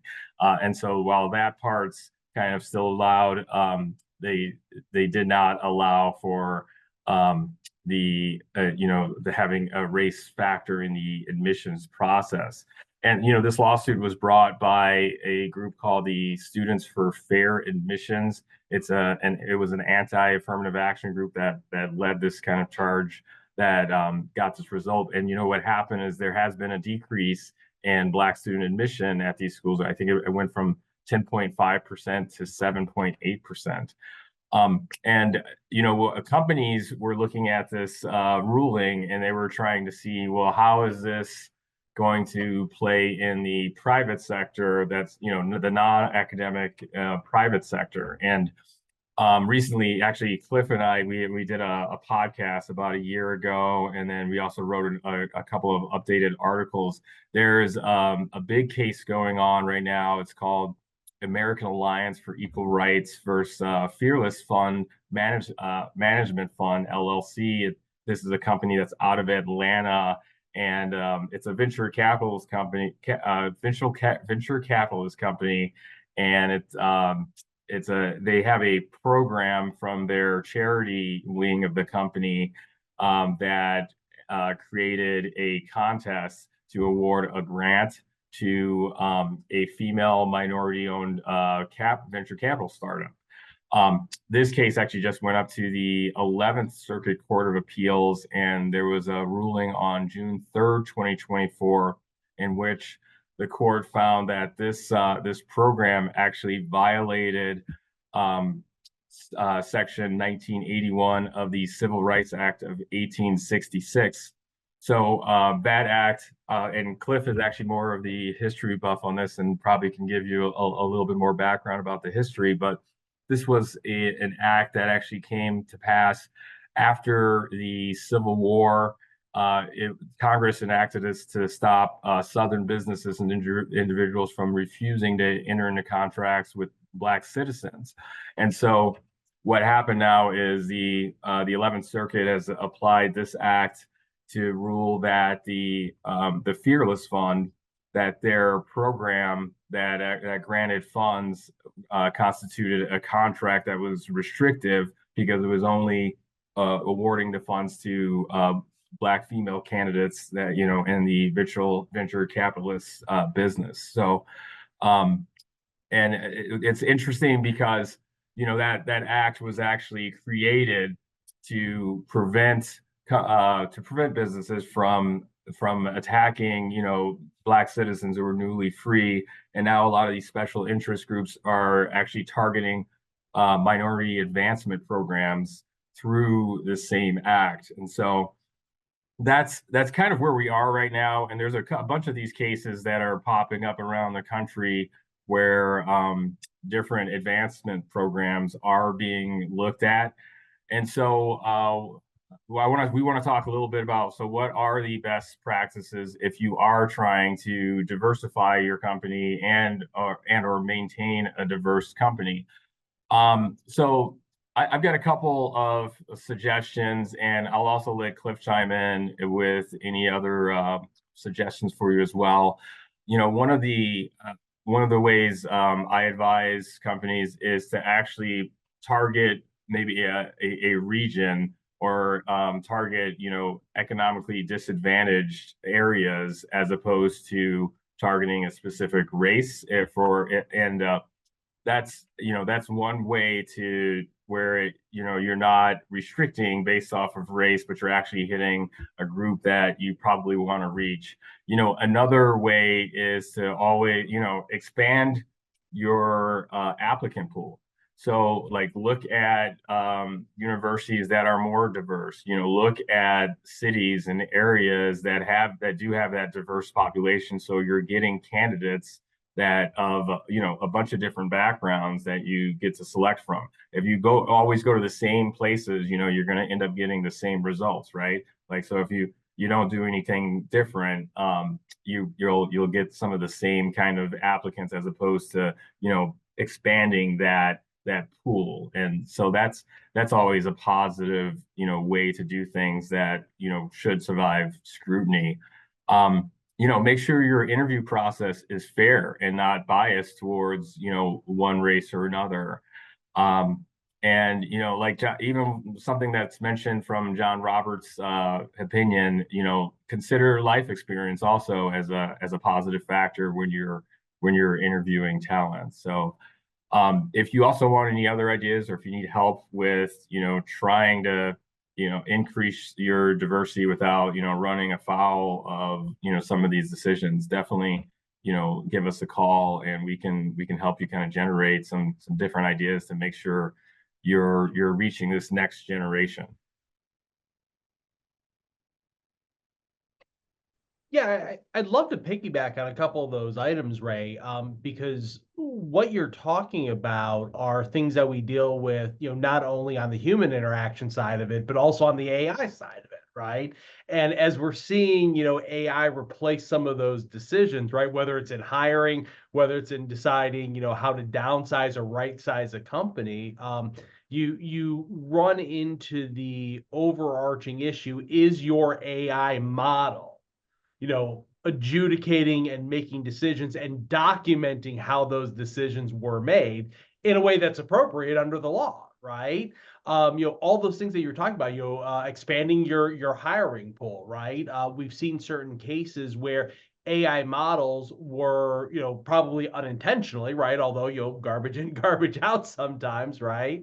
Right. But they were redlining based on zip codes, right? They were looking just at pure data, as so oftentimes computer systems do. So again, I think making sure that how the AI programs are selected, how they're documented. There's a couple of points I want to make on that in a moment here, but how that is integrated into these laws is going to be an ongoing issue, and is going to require quite a bit of technical understanding, right? These AI systems are complicated. How they make decisions, how they get their data, right? Is not necessarily something that the average person, they have a passing understanding of. But if there's a lawsuit in the future, being able to explain that under the the rules of evidence, and having that expert testimony in order to defend against these cases, really does require a fairly substantial understanding of how the AI system came to its decision, right? Did it exclude because of zip codes and was just bad, judgment? Or, did someone, program something into it? Was there, a requirement in the job description that the AI either overtly saw or inferred that could create a problem? You even look at it with respect to, the other side of the process, right? Deciding, how to right size a company. Is AI opening yourselves up to these disparate impact arguments because they look at retirement age, or they look at the age of their workers, and coming up with some sort of mathematical calculation without taking into account these protections under the law. So it really is an interesting area that is going to require that that technical understanding. And we should also note that there's a lot of states that are actually putting together laws that are dealing exactly with this issue, right? How AI is used, whether it's on an interview side, whether it's on the the termination side, or the day-to-day operations. For example, I know that Colorado has some laws that are coming into play. I think it's in 2026, basically saying that the AI model has to use reasonable care, right? What constitutes reasonable care? I guess the jury of your peers will tell you if it becomes an issue in the future, right? But these models have to have reasonable care to protect from these algorithmic decision makings, right? Actually have someone on with their finger on the pulse of how the decision is made, right? You have other laws that are out there that or require certain consents that are necessary before AI systems are used, right? I think Illinois or Indiana has that legislation that started in 2022. You also have some laws that are out there that are talking about, some of the technical uses of AI, right? Using AI to model faces and things like that. And we've seen that, most recently in the city of Detroit, where they tried, rolling out this program to help identify people, using AI. And I mean, it was horrible from what we've seen, as far as its ability to identify people of different ethnic backgrounds, right? Very disproportionate how those got triggered, right? A lot of bad press associated. So again, when we're looking at the implementation of AI into these DEI programs, it all comes back to, in my opinion, how we make sure to operate within the legal framework that you discussed, and how we make sure to integrate that within the AI program. And then lastly, how to make sure to document how that decision was made. We talked about record keeping requirements, in the last segment, right? Being able to show if there is a lawsuit or there is an allegation of some sort of disparate impact or some sort of violation out there, how the AI model came to its decision, or how human intervention helped mitigate some of those issues. So again, not only do we have the legal update, but having that technological side is really an area where I think if companies have a chief technological officer, they really need to have their finger on the pulse of the HR laws to make sure that their technology is being implemented correctly. Yeah, thanks, Rob. And this AI is intriguing because we are in the world where we have robots replacing people on assembly lines. We now have AI. The question is how far is that going to go in the way of replacing people making decisions? We have employment discrimination laws that say you cannot be biased. Ray had said we got to be careful on what we're doing to make sure we're not biased against any particular groups. And so the question that I have, and I guess I have for Tony, because I know, Tony, you've done some work on this, is can a robot or can a computer program discriminate? The short answer is yes.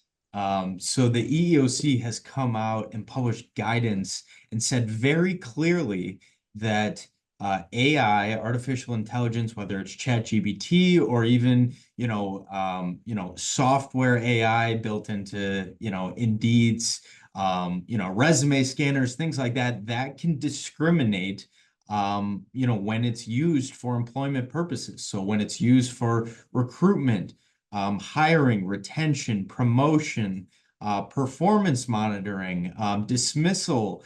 Companies are using activity monitoring to see the how many keystrokes individual employees are using. Those can be discriminatory. And so they've outlined a few instances specifically in the hiring process that could trigger Title VII violations. And those are resume scanners, chat boxes or chat bots on websites, video interviewing software, testing software, and again, employee monitoring software. And the big thing that you need to know, and Rob touched on this, is you can't pass the buck to the software vendor. You can't say, well, I didn't know, I'm not a tech person. We hired this software company to implement the software into our hiring systems. And, if it ends up committing, discriminatory or bias acts, you're the one that's on the hook. Now the software vendor maybe as well, but you can't throw up your hands or put your head in the sand and say, yep, yeah, sorry, I didn't know. So for example, an AI tool might automatically screen out applicants based on large gaps in employment, but this could be an issue or could have a disparate impact on the basis of sex, because the large gaps might be a result of pregnancy or leaving the workplace to raise children. The main case that sort of spurred the EEOC's guidance involved a company called iTutor Group. And what they did was they had an AI software screen resumes, which isn't uncommon. Companies are doing that all across the country. But what happened was the AI software was screening out unintentionally applicants who are female and aged 55 or older. So, and it was like 200 or more applicants. And so what happened was these same individuals who didn't get an interview from the company then, changed their name and changed their age on the exact same resume, and boom, they got an interview. They were moved on to the next section based on the AI. So it's really important to, make sure that you're paying attention to your AI tools. If you've got a chief technology officer, ask questions, have conversations with the software vendor, see if they've done any audits to see, if there's any sort of discriminatory results or biased results that may have a disparate impact on particular groups. So that's the Title VII side. Now, the EEOC has also come out and said that employers could get in trouble with the ADA by using computer-based tools. So they said there's 3 particular instances where you could get in trouble with the ADA. The first is failure to provide a reasonable accommodation to someone who needs one to be fairly and accurately, rated by a particular algorithm. So, for example, if you have to do a video interview, a visually impaired applicant, should probably be given or offered an accommodation that does not require either watching or using sort of those video tools. The second area that you could get in trouble is the risk of screening out individuals with a disability, even though, they may be able to perform the job with a reasonable accommodation. And then the third is you want to make sure your AI tools, if you're using them, you're not asking any disability related questions or medical inquiries such that the ADA would be violated. So you want to make sure that you're paying attention to the technology that you're using, because you can't pass the buck. You're on the hook for whatever result comes from those particular computer tools. And, AI can be a really powerful and helpful tool. You just need to be involved and, make sure you know what you're using. Okay, excellent. Thanks, Tony. Okay, at this point, I think we can move into another area, which is labor law. And we see labor and employment sort of always combined. And you hear labor and employment as though it's one topic or one idea, but it's not. Labor law is different. Employment law is either common law or statutory law. Labor law is very specific. But even in labor law, there's 2 sides to it. There's the public employment and there's private, covered by 2 different statutes, covered by 2 different agencies. And so let's start with public sector labor law.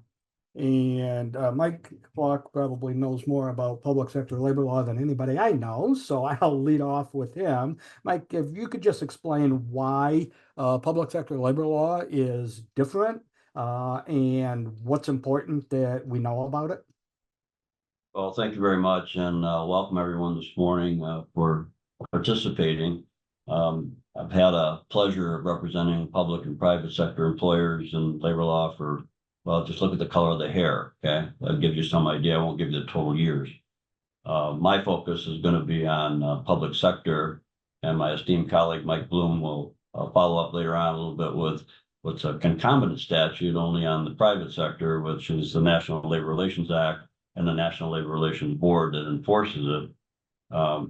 Many times we find, however, there's a real crossover between both the public and private laws that apply to labor relations and labor law. The Public Employment Relations Act, which governs public sector employment relations, is modeled after the National Labor Relations Act in many respects. So they're not necessarily antagonists to one another, but at times applied differently based on private versus public sector. The one thing that I think that is significant here, if you'll notice, PERA, which is PERA, and NLRA is the National Labor Relations Act, they're both 4-letter acronyms. for all of you practitioners out there in labor law, it seems like we come up with a whole lot of four-letter acronyms without getting Tourette's. But the fact of the matter is, we have FLSA, we have FMLA, okay, we have ESTA now, ESTA. So we get used to these four-letter acronyms, but PARA, which is the most important piece of legislation that governs public sector labor law, actually is quite dated. It goes back to 1947 and primarily outlines both the do's and don'ts and the practices of dealing with public sector. And it guides us, if you will, on how we conduct ourselves, both in collective bargaining, in unionization, and so on. So what I have done, and I'm not trying to do a total primer here, but if we're talking about issues involving unionization, for instance, right now, in my practice, I'm experiencing what I call rival groups of labor groups coming in, trying to take over certain public sector groups. And if you are in an atmosphere in which you are already unionized, and you're in an atmosphere in which there is another labor organization petitioning through MERC to represent employees that are already represented by another labor union, one of the keys to understand is that you have to go into neutrality. You have to not favor one labor organization over another, and you want to follow the very specific guidance from the MERC representatives who are going to handle all of that election process. Those petitions are filed, the MERC representatives get involved, they engage you in an interactive conference with both the labor representatives and, of course, management representatives. We talk about the makeup of the bargaining unit, and candidly, if you don't, I would recommend clearly that you have good counsel review anytime you're having an election process, the petition and what's being asked for and who is involved. Because the makeup of that bargaining unit, how it's described, is critical. And also, of course, MERC is going to determine who are the eligibles to vote, and they're going to determine when the vote is held. And most likely, as they're doing right now, most of it's done by mail ballot. So they'll determine a time for the election and how it's held, but they'll mail out ballots. And we have to provide as employers an Excelsior's list, which is a list of the names and addresses and information available to both sides, if you will, to have contact, if you will, with those who are eligible. And I've always indicated to my clients that, look, be very, very careful during this process, whether you already have an existing union or for the first time as a public employer, a group of your employees are seeking to organize, that you get your managerial employees aside and you counsel them very, very carefully about this concept of neutrality. Because you're going to have employees that are going to come to management representative, I don't want this labor group, or well, I want this labor group. Well, we don't want to participate as management in their decision-making process. We've got to stand back and put that shield up, okay, to protect the employer from what would be considered interference or coercion or efforts to determine the outcome of an election. So all the things I hope that you walk away today, if you have any time that there's an election issue, is to get your managerial people all on board with that concept, that we just don't favor one or the other. Candidly, and in many respects, I think once you have a contract in place, as much as you may or may not like labor organizations, it becomes your template. It becomes the tool by which you manage your workforce. And it's really then, in my opinion, not us against them. It's a process by which we proceed to have an exclusive representative of their employees, bargain on their behalf, deal with their grievances, handle wages, hours, and conditions of employment. Generally, of course, if we're involved in just routine atmosphere with MERC during the year and we have a contract in place, there's a 60-day rule that we notify MERC that, the bargaining is about to start. It used to be that MERC would immediately then appoint a state mediator. They would assign an individual a state mediator to assist us. Well, now we file our notice and Merck doesn't send anyone, they don't send us a list, and they just wait. And they say if either side ultimately needs a mediator, we'll then appoint. And obviously the state mediator gets assigned, and generally by jurisdiction. State mediators, depending on their skill levels, can be extremely effective, in my opinion, in helping parties if they get to impasse. They come up with various ideas of how to resolve the disputes. The one thing that is true is that they can't bind you as an employer. They can't bind the union either. So they're there to assist and broker, if you will, a deal. And that's the same as if a mediator is involved and appointed in a grievance meeting. They can come in and assist the parties. Merck will assign a mediator if requested to handle the grievance, but they can't bind either party to a recommendation or a decision. They carry weight, and a lot of times we can throw their weight around and we can indicate that here's a mediator's recommendation, both to a settlement of a contract or settlement of a grievance. And you may say, well, let's just delay a little bit, if you will, in resolving this today and go back to the respective principles and say, a mediator or a third party out there is recommending this. And maybe it's different than the authority you perhaps will have at the bargaining table, or that you might have in the resolution of a grievance. And you go back to your principles and you talk about it and you say, hey, maybe we should take this recommendation at heart and resolve the dispute one way or another. So I've always said that's basically in part the affirmative negative, which I've always said works really beautifully at the bargaining table as well. In public sector bargaining is that, I understand your proposal. I can't agree to it because I don't have the authority.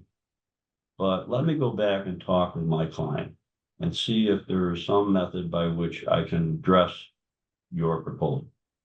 And what that does is you depart the table with dignity on both sides, and it doesn't create acrimony, because generally it's been my experience, acrimony does not resolve disputes, either in grievances, nor does it resolve it at the bargaining table. So PARA has some pretty significant do's and don'ts in it. And I've outlined a few of those, at least, and I want to give you a couple of those. But one is, as an employer, you can't initiate, create, dominate, contribute, or interfere with the formulation or administration of a labor organization. Okay, that's going back again to that neutrality concept I talked about earlier.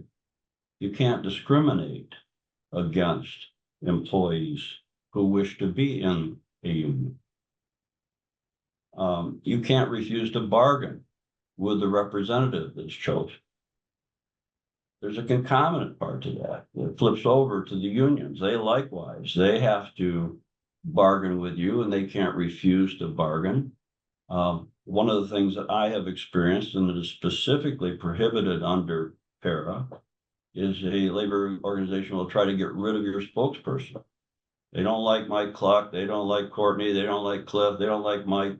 Okay, they want that bugger off of the bargaining table. And if they start down that road, that specifically is prohibited under PARA, that they cannot in some way coerce or restrain, or, if you will, the employer's determination on who it wants to have at the table representing the management.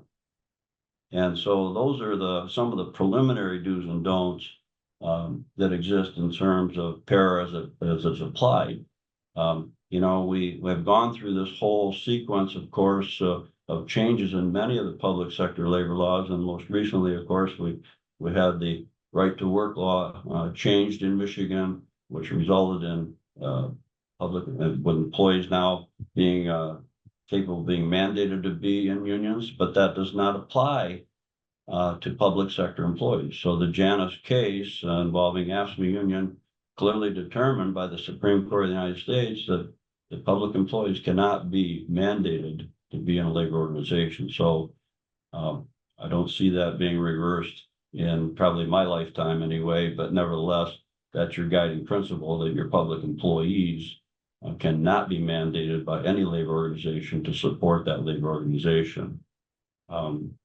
So one thing too, I think is significant when you're at the bargaining table that Para says is, look, you got to bargain at reasonable times. You got to bargain at reasonable places. But the statute says neither party has to concede to a position from the other side. So, that's the case. You can't simply be coerced into a resolution. I mean, there are dispute resolution mechanisms, of course. If you can't get it done at the table and you have mediation and that doesn't work, for certain bargaining groups, of course, you would have fact-finding capability, all of which is non-binding. It's a recommendation, but nevertheless, it's an extension of bargaining. And I won't even get into police and fire because they have mandatory compulsory interest arbitration, and that's entirely different, a whole different part of the public sector. So if you, as an employer,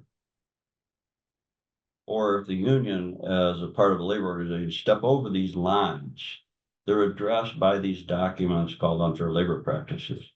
And I have to tell you, folks, from my experience, the time is well spent avoiding ULPs because they're going to require a hearing. They're going to require a determination. If it's adverse, it has to be posted. So to the extent that you want to comply with the statutes, it's very important to try to stay out of administrative hearings and use your money and your resources at the bargaining table and in the grievance processes, because those are the best forums for resolution. It is not to have an ALJ or administrative law judge say, oh, you guys stepped over a line and you committed an unfair labor practice. It's not a comfortable feeling.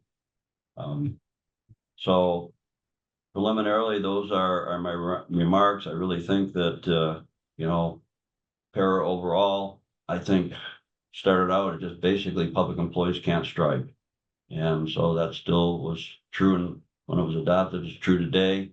And so that's the one thing, at least, that we generally can avoid in the public sector is we don't have employees that can go on strike. So those are some of my preliminary remarks this morning. And to the extent that questions come in later on, I'll be happy to try to answer them. I get lots of questions every day, everything from who could be at the table, who should be at the table, etc. So, Okay, thanks, Mike. Courtney, I know that you do quite a bit of public sector employment law as well. You have quite a bit of experience. Anything that you would like to add or comment on what Mike has already said? I just want to echo what Mike said, that I think the biggest way to achieve success at the table, start early, be respectful, know the collective bargaining agreement that you are dealing with and the union that you're dealing with, because each one is made up so differently, right? Depending on the type of work that they're doing, the hours that they work, all those different things. And just be prepared to come in with an open mind, because, as much as I'd like to think that public sector is similar to private, it's just so unique, right?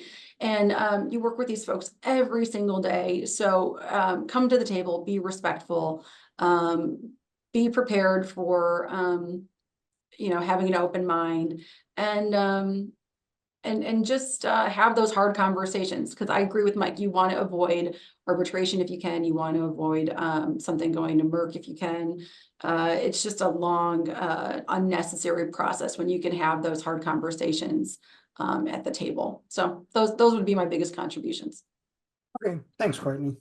All right, now let's shift over to the private side, and we could take a considerable amount of time on that if we had it, which we don't.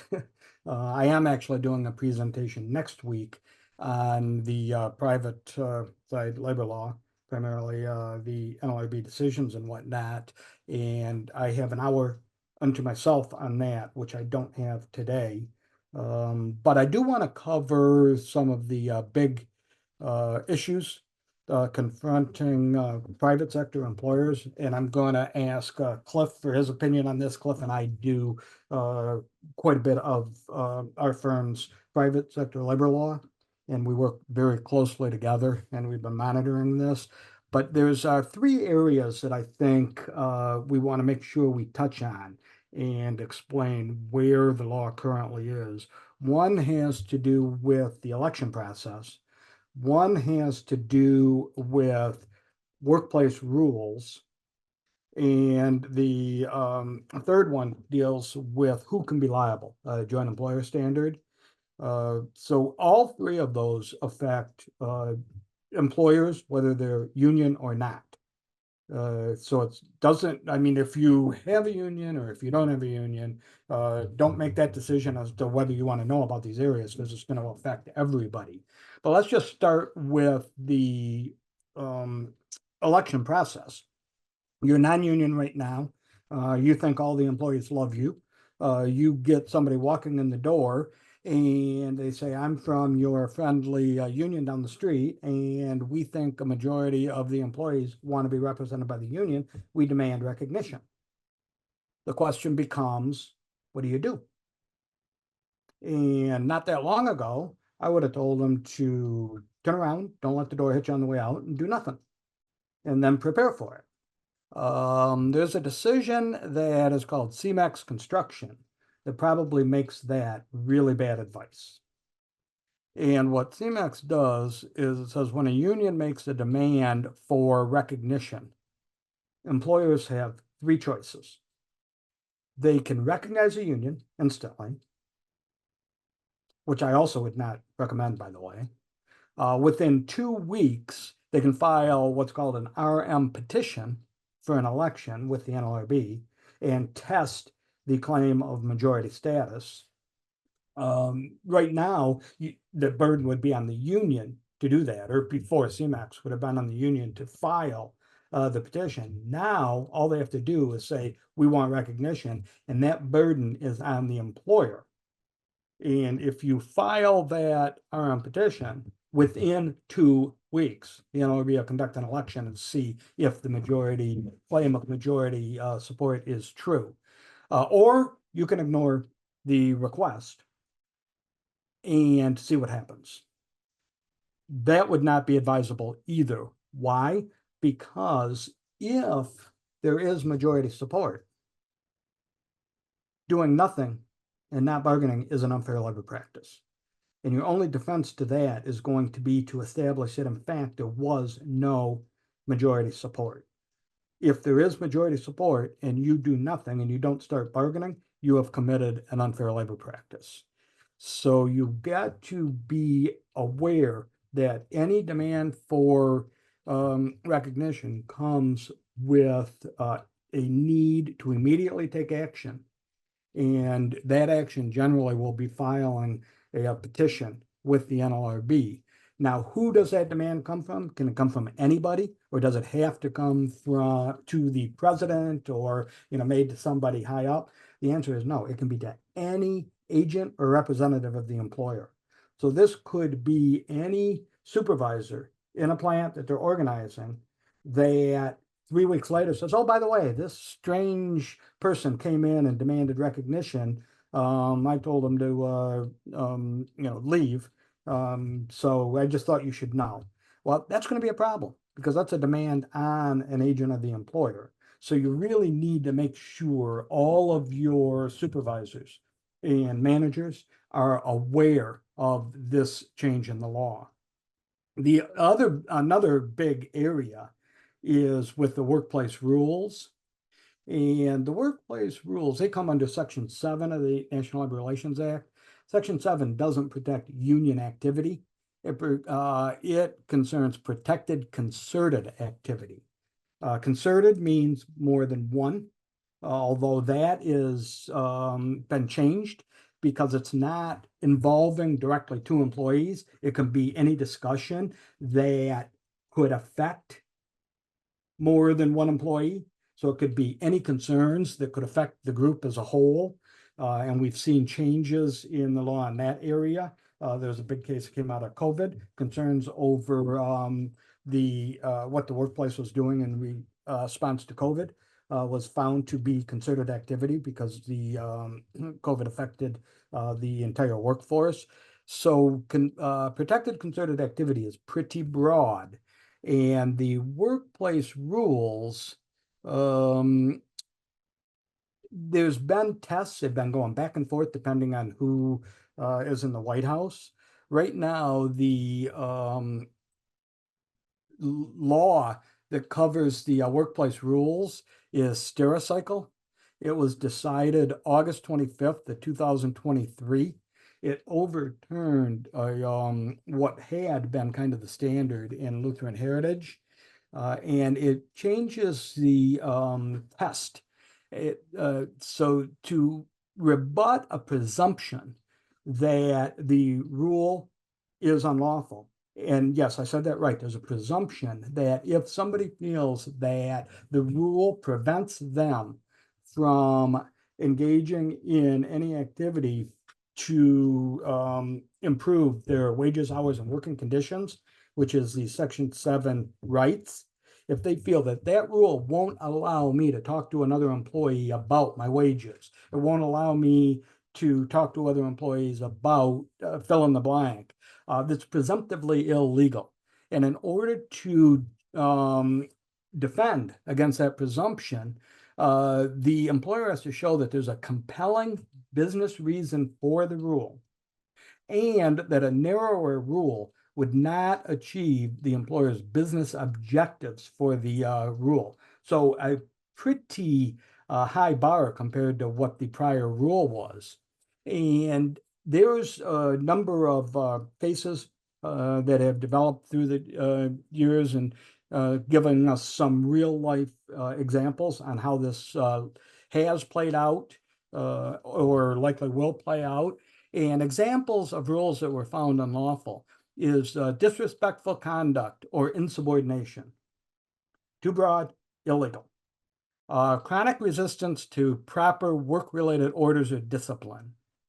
Too broad, unlawful.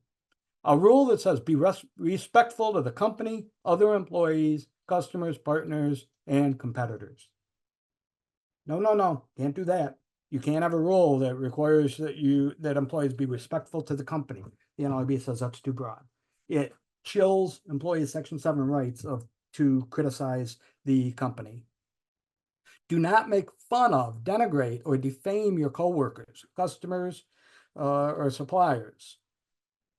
Can't do that. Can't have a rule like that. The NLRB doesn't like it. Be respectful of others and the company. Also unlawful. So I'm giving you some real life examples where the NLRB has found rules to be unlawful. And with that, I would suggest only that you go into your handbook, go into your policies, and take a good look at them and probably get with legal counsel, because this new rule has tightened up what will be permitted. And if there's a violation, then any action you take in enforcing that rule is going to be an unfair labor practice. So I'm going to, that's a real brief summary. And in the, I apologize, we can't get into it any deeper because of time, but I am going to ask Cliff if he has any comments in addition to what I made on CMAX and Stericycle. And I'm also going to let Cliff briefly touch on the joint employer standard. Yeah, thanks, Mike. I agree 100%. I think, though, the way I look at this, in addition to what you said, is imagine you see a hurricane in the middle of the Atlantic and you live in Florida, okay? You've got some time. It's coming. It's going slow. It's powerful. It could knock us out, but it's okay. I think a lot of times what employers do is they look at a non-union employer especially, they'll look at that hurricane and go, okay, I got time. I got plenty of time. Now, when that thing starts tracking and the cone's going to shift and you don't know if it's going to hit you, that's not where we're at with the sick leave law. And that's not where we're at specifically with this change in the law that Mike just described. It's now. The hurricane is here. You are being hit. It is not the future. It's today. And if you're not union, you're still held to the standards Mike just described. And I can't make that any clearer. This is not a union law. This is employer law. Private sector employers, if they have rules like the ones that Mike said, which I bet you 90% of you have, something like that, you're in violation of law. If you discipline somebody and they go down to the NLRB, not because they're union, not because they have a steward, and they say, you fired me because you had an overly broad rule under this new ruling that came out in Stericycle, you can get your job back, you can get back pay, and they don't have to pay a dime. There's no attorney, the federal government will pay for it. And they have the full force and resources of the federal government to come after that employer. You have to review it now. The same thing goes to CMEX, and I don't know if people properly understand how unbelievably different this is from what you've ever heard of before. If an employer is sitting there, non-union employer, the old way to look at it, I know this because I used to be on the union side, and I used to do organizing, and I used to do campaigns. You would always go out and get 60, 70% of the people to sign that they want to be part of the union. Then you would go file with the NLRB for an election if the employer would not recognize you. That's how it's always been. This changes everything, and it's changed today. If, like Mike said, somebody comes in, has a list of people that, and they say, listen, we've got majority support, and they tell it to your lowest level manager, and you don't do anything in 14 days, you're unionized. Period. It's not a matter of elections. It doesn't matter. You didn't do anything. You sat on your hands. And if you don't mind that, that's fine. I mean, whatever. But if you do mind now having to negotiate in the interim over every discipline that you take, because you can't just take discipline on an employee all of a sudden if you have that. That's a fundamental. There's no election. There's no process. Now, you can try to fight that they didn't have majority status. Of course, it's illegal to ask people, do you support the union? That's actually an unfair labor practice. Are you in favor of the company, or are you in favor of the union? And a lot of people don't even know that. So you have to train and educate your manager so they know what they're doing. If you do have an election, if you do file or the union files, one thing that's very clear now, this is a fundamental difference. If there's an unfair labor practice, let's just say you discipline somebody under one of these reasonable rules that Mike said that actually are unlawful now under the way they've interpreted under Stericycle, that's it, election canceled. You now have a union, you're in.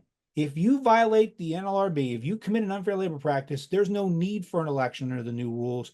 We simply suspend the election, set aside the election, no reruns. You're most likely going to have a union. So it's now, it's not in the future.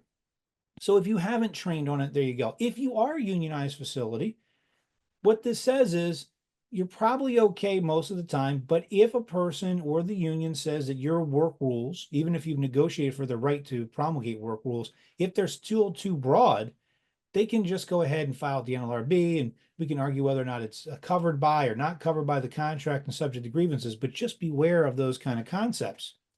The next issue that Mike was alluding to was this Atlanta Opera case, which is a pretty interesting case.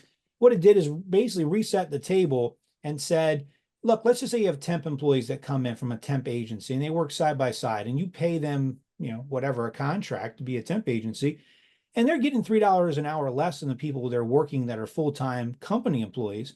They might not like that too much. They might drag a union in. And historically, you've said, look, different employer, right? That's a temp employee, not my employee.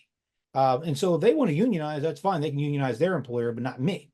And they said, well, wait a minute, wait. They may be jointly employed by you and that temp agency because you have control over that person's terms and conditions, at least some of those terms and conditions, because maybe the HR duties, maybe this, the certain benefit packages and who pays their pay may be the duty of this company. But if you get that person, that temp in, and you say, hey, go over here, go over there, do this, do that, that may be control. And if you can fire that person under the contract to say, hey, temp agency, don't bring that person in here anymore. I don't want them. They're a troublemaker. Even if you have that in the contract and you don't exercise it, even if you could do it, not that you did exercise that authority, that person potentially could now be, under the new standard, jointly employed. And so they can get that person to sign a card or participate potentially in an election. So it expands who it is to be an employee. And we've seen this independent contractor issue go into the concept of classification of employees. Who is an independent contractor, actually independent contractor, is the person your employee. And there was a fight a couple of years ago. The NLRB had brought some charges saying if you misclassify a person as a 1099 contractor, although historically that wasn't an unfair labor practice standing alone, they started bringing cases saying, actually, that's an unfair labor practice. You're actually restraining that person by not making them a true W-2 employee, that you shouldn't make them a 1099. And now that's fast forwarded into what we've seen now with our athletes at universities, actually employees. So we're starting to see this ramp up. This happened before. What we're looking at, though, is a byproduct of the concept of who is your employee. And what's happening is the NLRB is making it broader.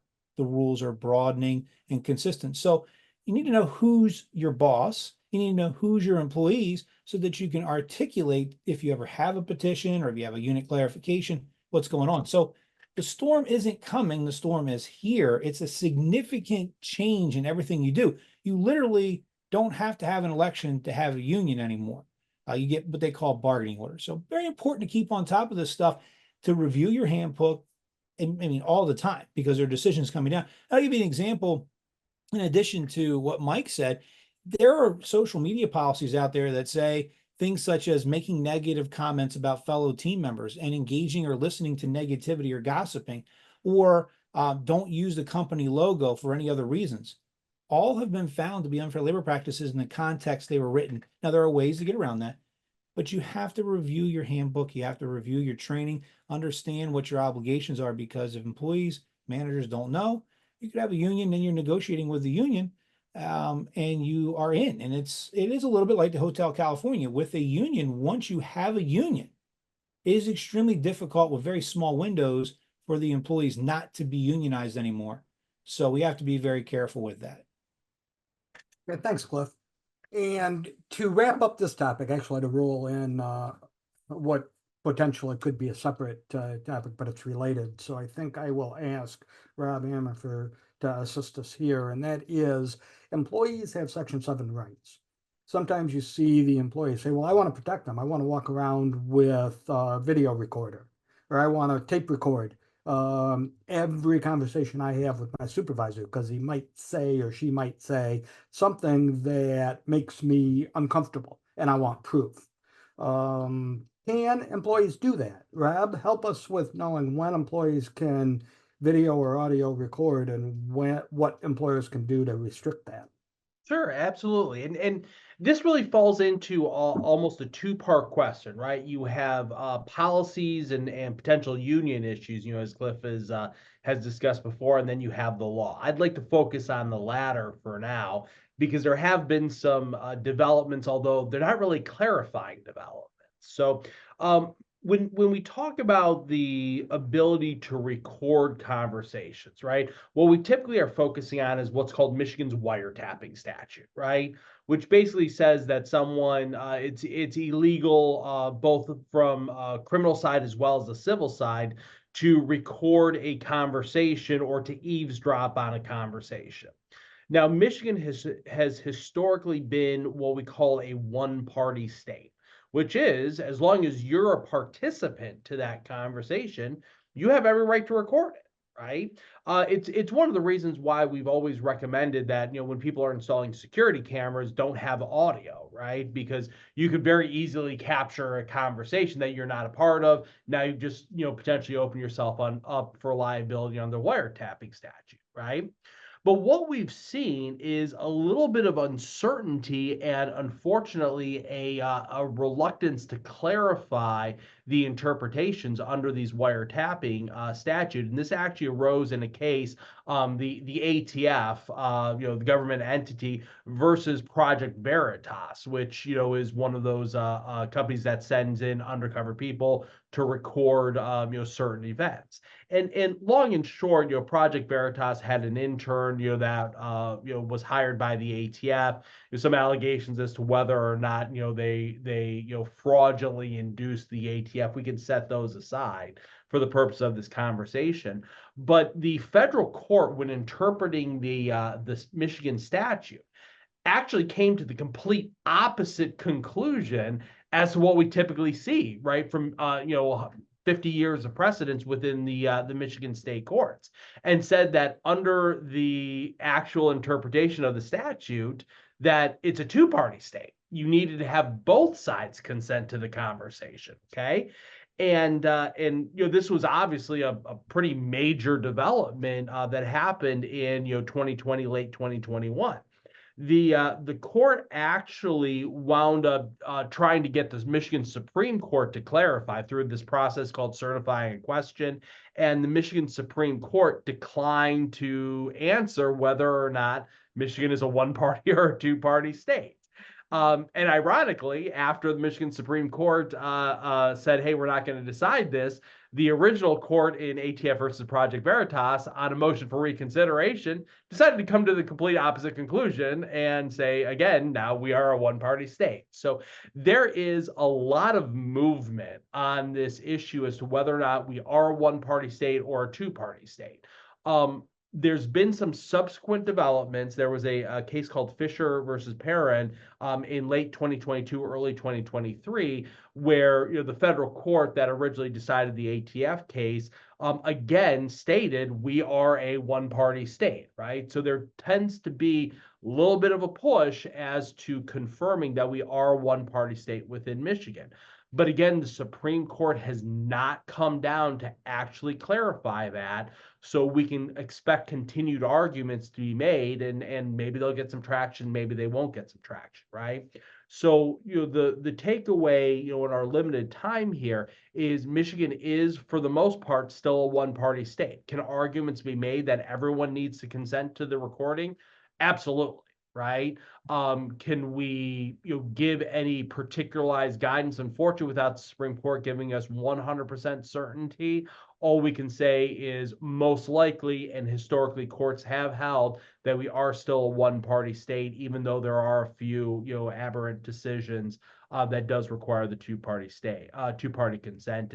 And Cliff, you I'm sure have some comments as to whether or not refusing to allow someone to be recorded is going to be a union issue, and certainly employers can enact policies that say that no video recording is allowed, and there's 100% legitimate business reasons for many of these policies, right? Confidentiality reasons, making sure that technology or no espionage is happening. So again, it really is a multifaceted question, but the state of the law right now is it's a one-party state. That's the best advice that we can say based on the current state of the law and the Supreme Court's refusal to give us 100% certainty on that issue. Okay, thanks, Rob. And I think the takeaway there is that in Michigan, at least as the law currently exists, we're a one-party state, meaning somebody can walk in with a cell phone, tape recorder, whatever, in their pocket. Nobody knows. Record a conversation, and it's not illegal. Yeah, recorded conversations they're a part of. Right. And so the question becomes, can employers stop it? That would be through policy. That raises the whole issue of what will chill Section 7 rights. Correct. So again, we need to look at the policy. You need to talk to legal counsel before you either implement or enforce any such policy.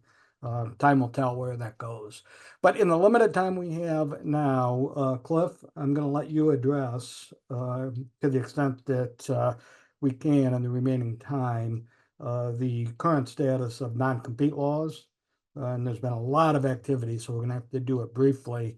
And then I see there's a number of questions still outstanding. So, and we're scheduled to end at 11 o'clock. But for those that want to hang on for a little bit, and for the panelists that are able to do so, we'll answer as many as we can yet this morning. And if not, we will follow up after this program and try and get you your answers. So with that said, Cliff, take it away. Yeah, talk a little bit about non-compete. I do want to follow up real quick, though, on what you said and what Rob said. There is one issue that you should take into consideration if you are in a unionized facility, and that is the implementation of video cameras. You have to be very careful with that.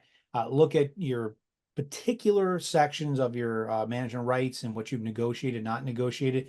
You don't want to get a charge to say you unilaterally implemented surveillance that's different than just a manager watching everywhere. So there's a very careful discussion that you have to have internally. But moving on, non-compete agreements, I thought we were going to have a lot to talk about here. I thought we were really going to be able to go down a nice, fun discussion about how all the rights have been taken away. But despite the fact that the Federal Trade Commission went through a lot of work and a lot of effort to put together a really, really thick, like 300+ page decision and rule on this, some court down in Texas decided to say, nah, never mind. Don't worry about that rule. You're okay. Keep on doing what you're doing. And so we'll see as that case goes down. But the Federal Trade Commission made a rule that said, look, for most part, we believe that non-compete agreements are unlawful with very, very rare exceptions, which we don't have to get into the exceptions right now because there's no rule.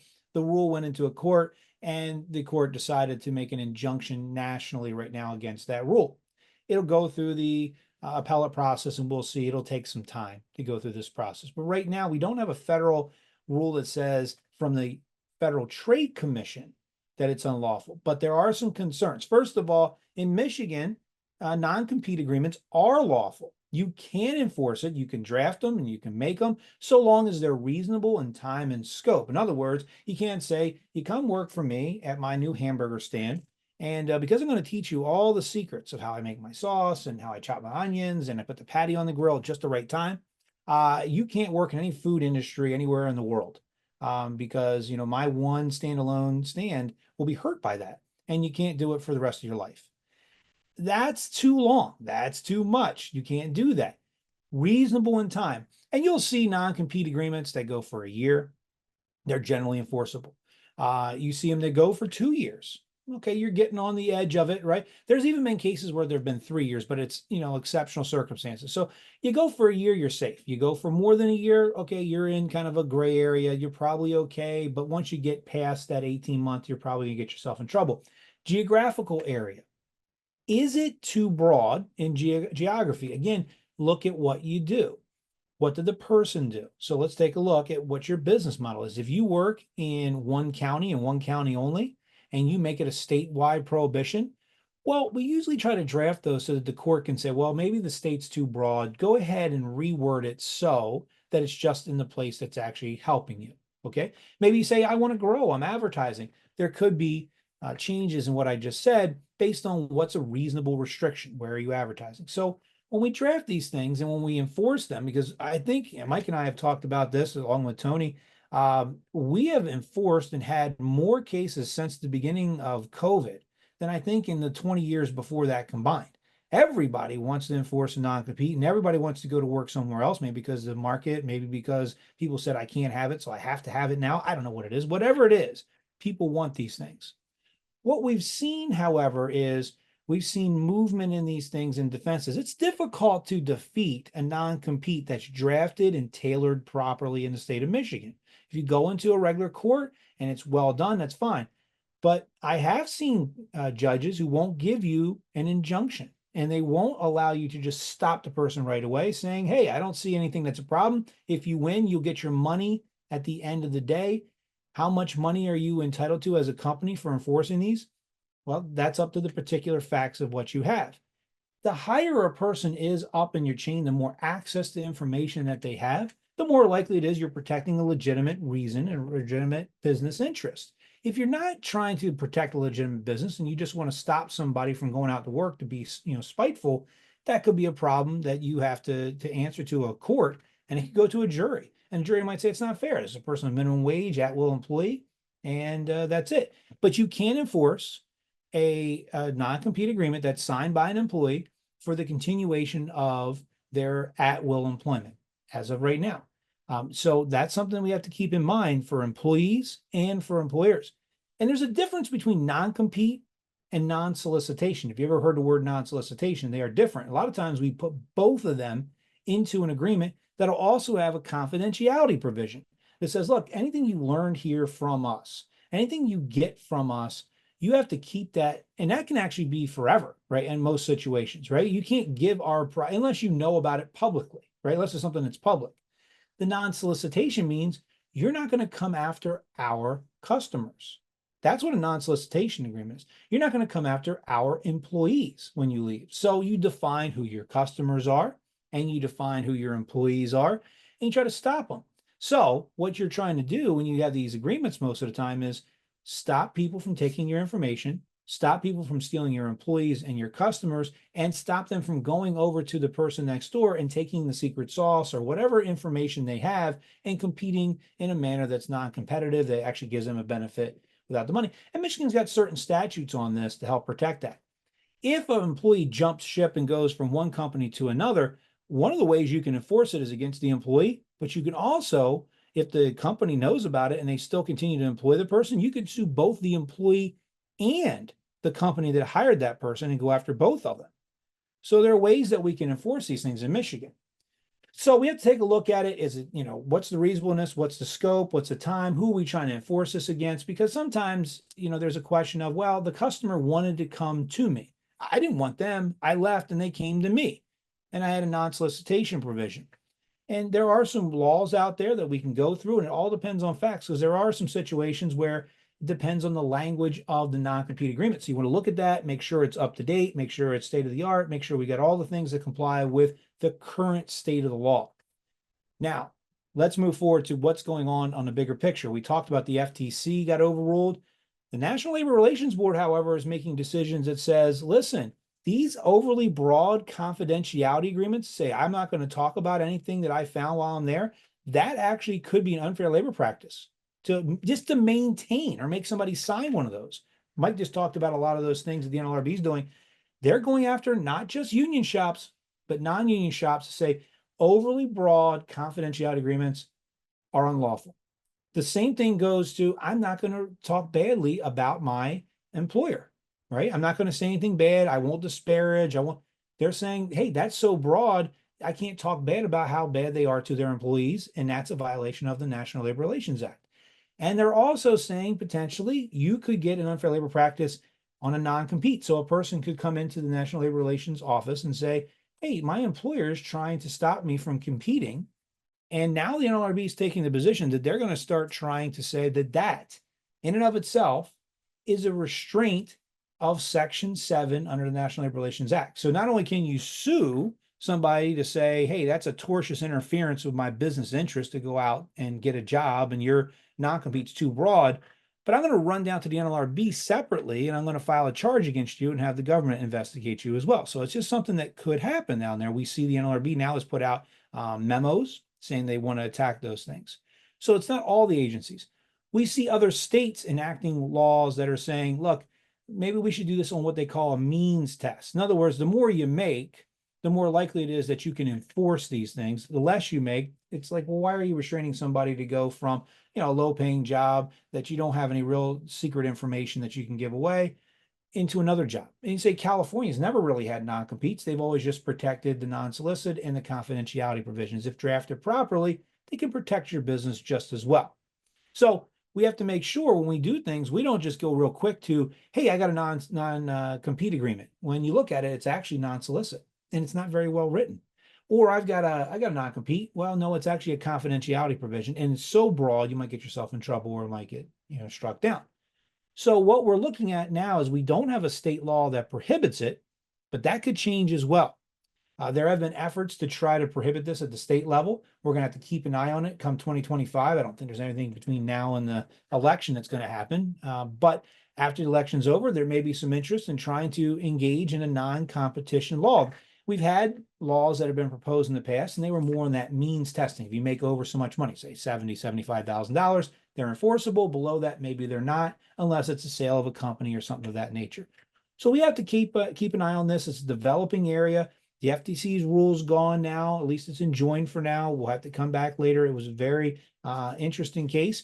But you can enforce these now in a courtroom in Michigan. But if you have somebody who works outside the state of Michigan, I'd be very careful with it because some states are making these unlawful and a person can countersue you for tortious interference with their ability to go get a job and business interests. So I think that's what we have to do. We have to be very careful with these things. They all run together. A lot of these laws have different components with different agencies. The NLRB, along with the Federal Trade Commission, have signed memos to try to share information. So a person can still try to say, you're restraining my trade based on certain facts and try to go to the FTC. They can go to the NLRB, or they can try to fight it in court and say, I think it's too broad. So with that, I think hopefully everybody understands what I'm trying to say to you is we have to continue to look at our rules, look at our policies, make sure they're up to date and make sure they're enforceable. We don't want bad policies that are signed that we can't enforce.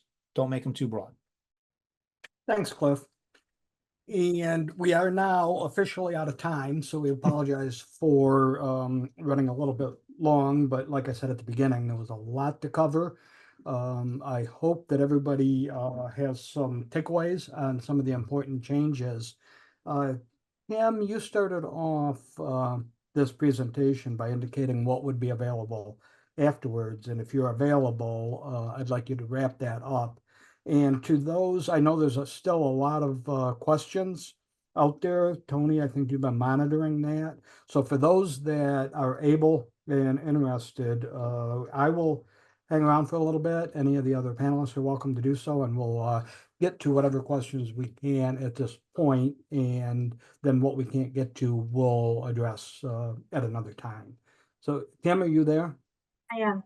I want to thank everybody for attending today. We had a great number of really thoughtful questions, as Mike referenced. Over the course, what we'll do is by close of business on Friday, send you a link to this recording along with a resource sheet for each of the topics that were covered today with the names of the attorneys and their contact information.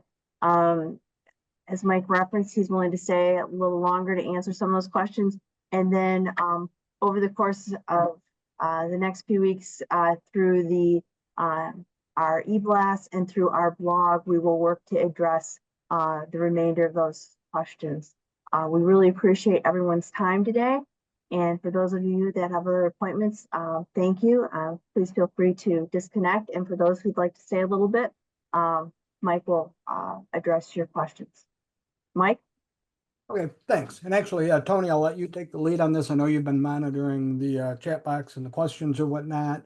So if you could just pick out what you think we can address at the moment and maybe address them to the appropriate panelists. Let's proceed that way. Yeah, perfect. I think we've gotten it a few times on the ESTA, but one question to Cliff is, if I have a part-time employee, do I still have to give them 72 hours or can I prorate it? So how do you recommend employers deal with part-time employees for the ESTA? Yeah, don't worry about what their status is. Casual, full-time, part-time, the rule's the same. The only thing that's going to be, so you got 72 hours you can use in a year. It just depends on how big you are. The question is going to be, how much are they going to accumulate? Look, if I don't work that many hours, I'm not going to get that many hours. So if I'm a part-time person, you don't really have to worry about it too much. The problem is you're going to have to deal with the fact that if they accumulate 72, they get to use 72 regardless of how many hours and what designation you have. The rule is pretty simple.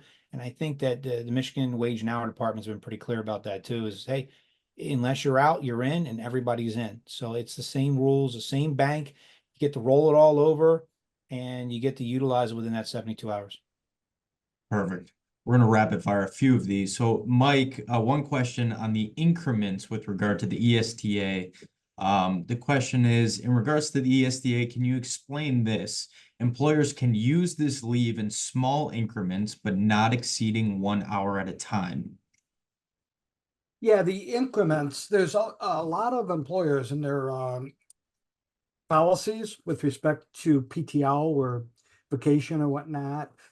They require a certain amount of time to be used. So if you have vacation, some policies say it must be taken in full day increments. Or some employers, they say you're supposed, vacation is a rest time. If you take it an hour here, an hour there, that's not the purpose of the vacation. For sick time, it might be, well, if you're going to take sick time, you can't call in and only use 15 minutes because you got up late because you had a headache, and then you're going to come in and only miss 15. So it's the policies. Sometimes employers try to control that and say, if you're going to use time off, you have to use it in certain increments. With respect to the ESTA, there is a cap on it, but there's also language that says you need to look at the smallest increment that the employer uses for purposes of its payroll system.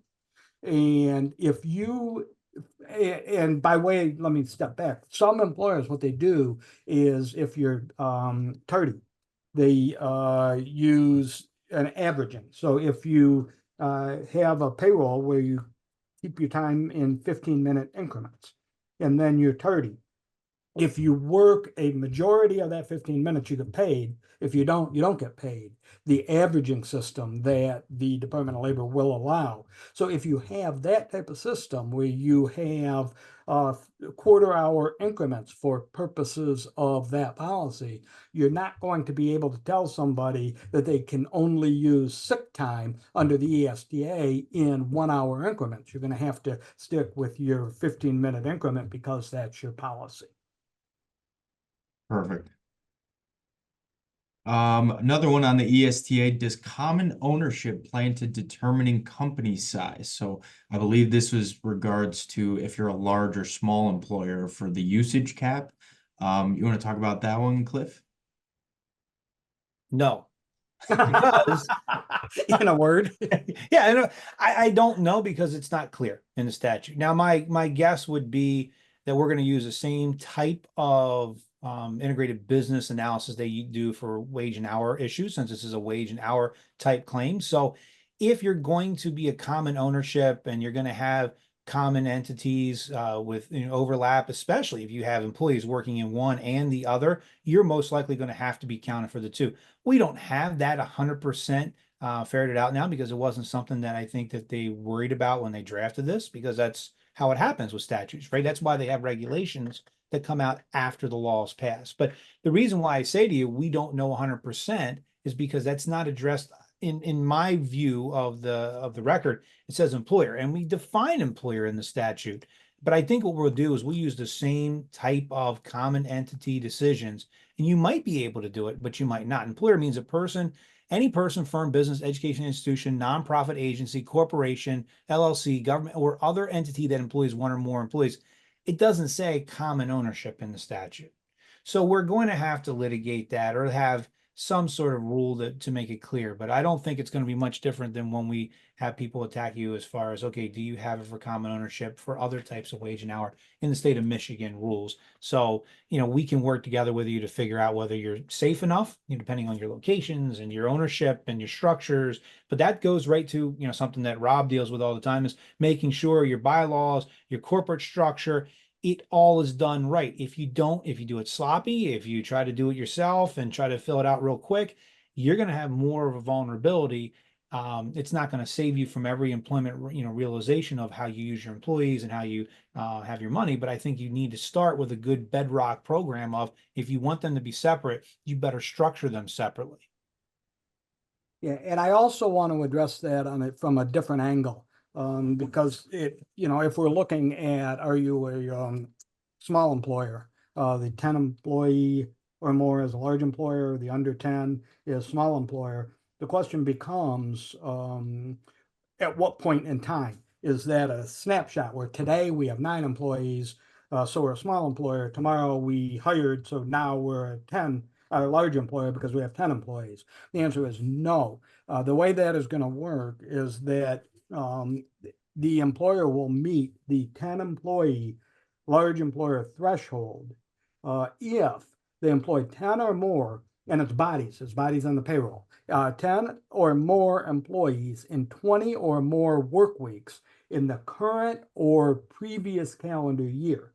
So if any time during calendar year 2025 you have 10 employees for 20 weeks, you're going to be a large employer for 25 and 26. Because if you're going to 26 and you drop down to 8 employees, that doesn't become classifying you as a small employer, because when you roll back a year, you will have 10 employees for the 20 weeks. So you got to apply that formula to determine if you're a large or a small employer. Yeah, and then piggybacking on that, Mike, it's really important for everybody to understand, if you think you're going to game the system by just making everybody independent contractors to drop your numbers down, that's where you get in trouble, because what is very clear is If you're a true independent contractor, 1099 employee, then you won't count. But if you're misclassifying a person that should be an employee, and that has become stricter, we didn't really get into that today, but that's a big issue that's coming up too. Who is your employee and who is your contractor? From a federal level, they've made it very clear. They believe you should have a very tight, they've changed the rules. You look at a number of factors and to find out which one is going to be. And if you do what it is, that's the business of who you work for, that's a factor as well. And economic dependency is one of the factors. So don't try to play games with this to try to get under that numbers, because you do potentially have liability if you try to make yourself a small employer by doing that. So there's some liability that's sitting in the wings for trying to play games right now by doing an independent contractor. And they've made that clear from the wage and hour department. If you're truly a contractor, you won't count. If you're not, and you should have been an employee, you will count. Perfect. You guys read my mind, because the more recent question we got was, does this affect 1099 contract employees? And Cliff said it, and the state has come out and said it. If you are a true independent contractor, then no. But again, we could spend a lot of time on what that actually means. So, just be a little careful there. Just got a recent question from Eric. Is there any liability in creating a 90-day waiting period for seasonal employees to use their sick time and terminating their employment before the 90 days due to end of the season? Do we have to pay out the amount accrued? So I can take a portion of this here. So you don't have to pay out the amount of accrued, but one point that I don't think has come up yet that you should be aware of is there's a 6-month window under the ESTA where if you have a seasonal employee who leaves and then they come back within 6 months, they're allowed to pick back up the accrual where they left off. So if you have someone who has accrued, 15 hours of sick leave, they leave because of the end of the season and they come back within 6 months, they're allowed to pick back up on that 16th hour.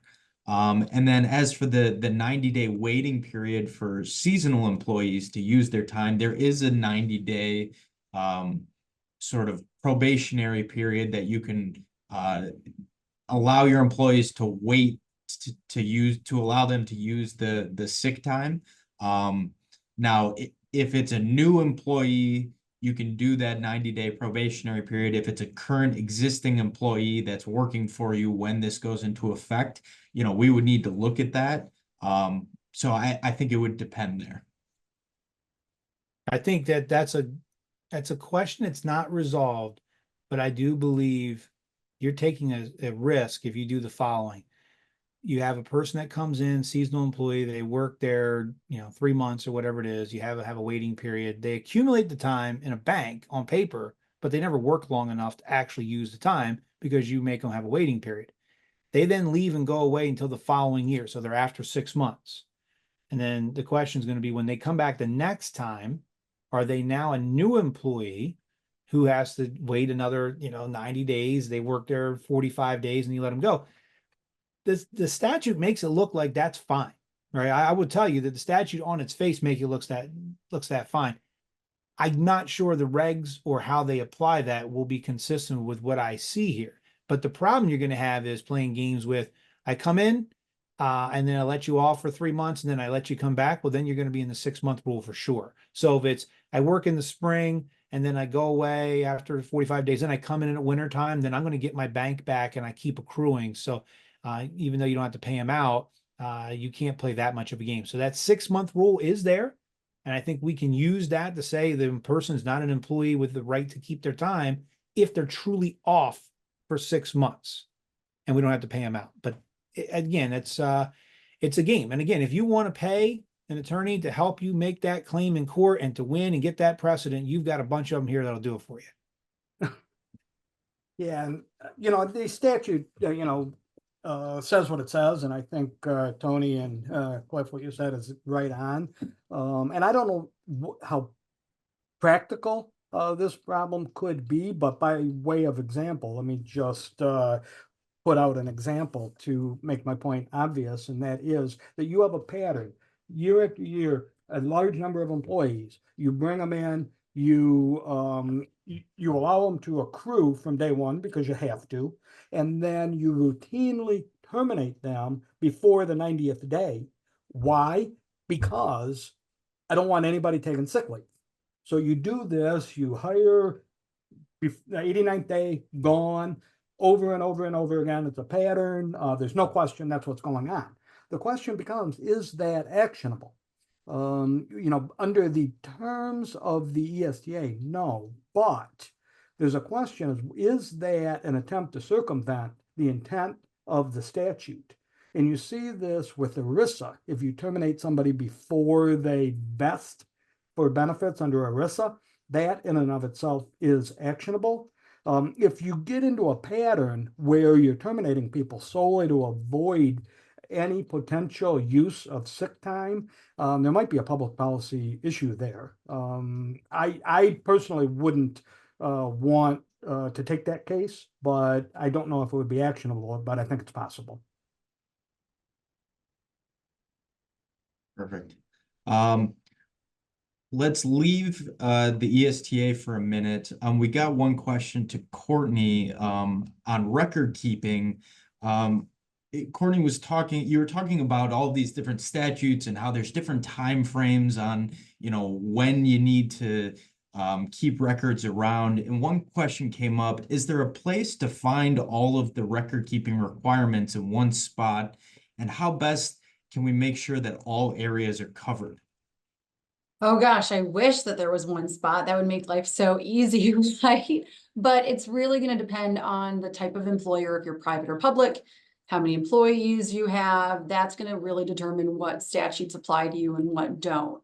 As I mentioned before, public employers have it a little bit easier because there's a lot of criteria that impacts public records specifically. That's governed by the state. The state actually provides general schedules and retention policies for government agencies to kind of follow along with, unless they choose to kind of expand on that through a specific schedule that's, catered to them.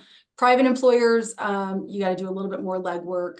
That's when we really encourage you to contact attorneys, hopefully, right? For some guidance and review, because it really can be nuanced. And because the laws are changing regularly, you want to be very careful that you're up to date on those kinds of things. So while I wish that there was like one specific golden area you could turn to, right, that covered it, it just doesn't exist. It's too nuanced, too specific or case specific.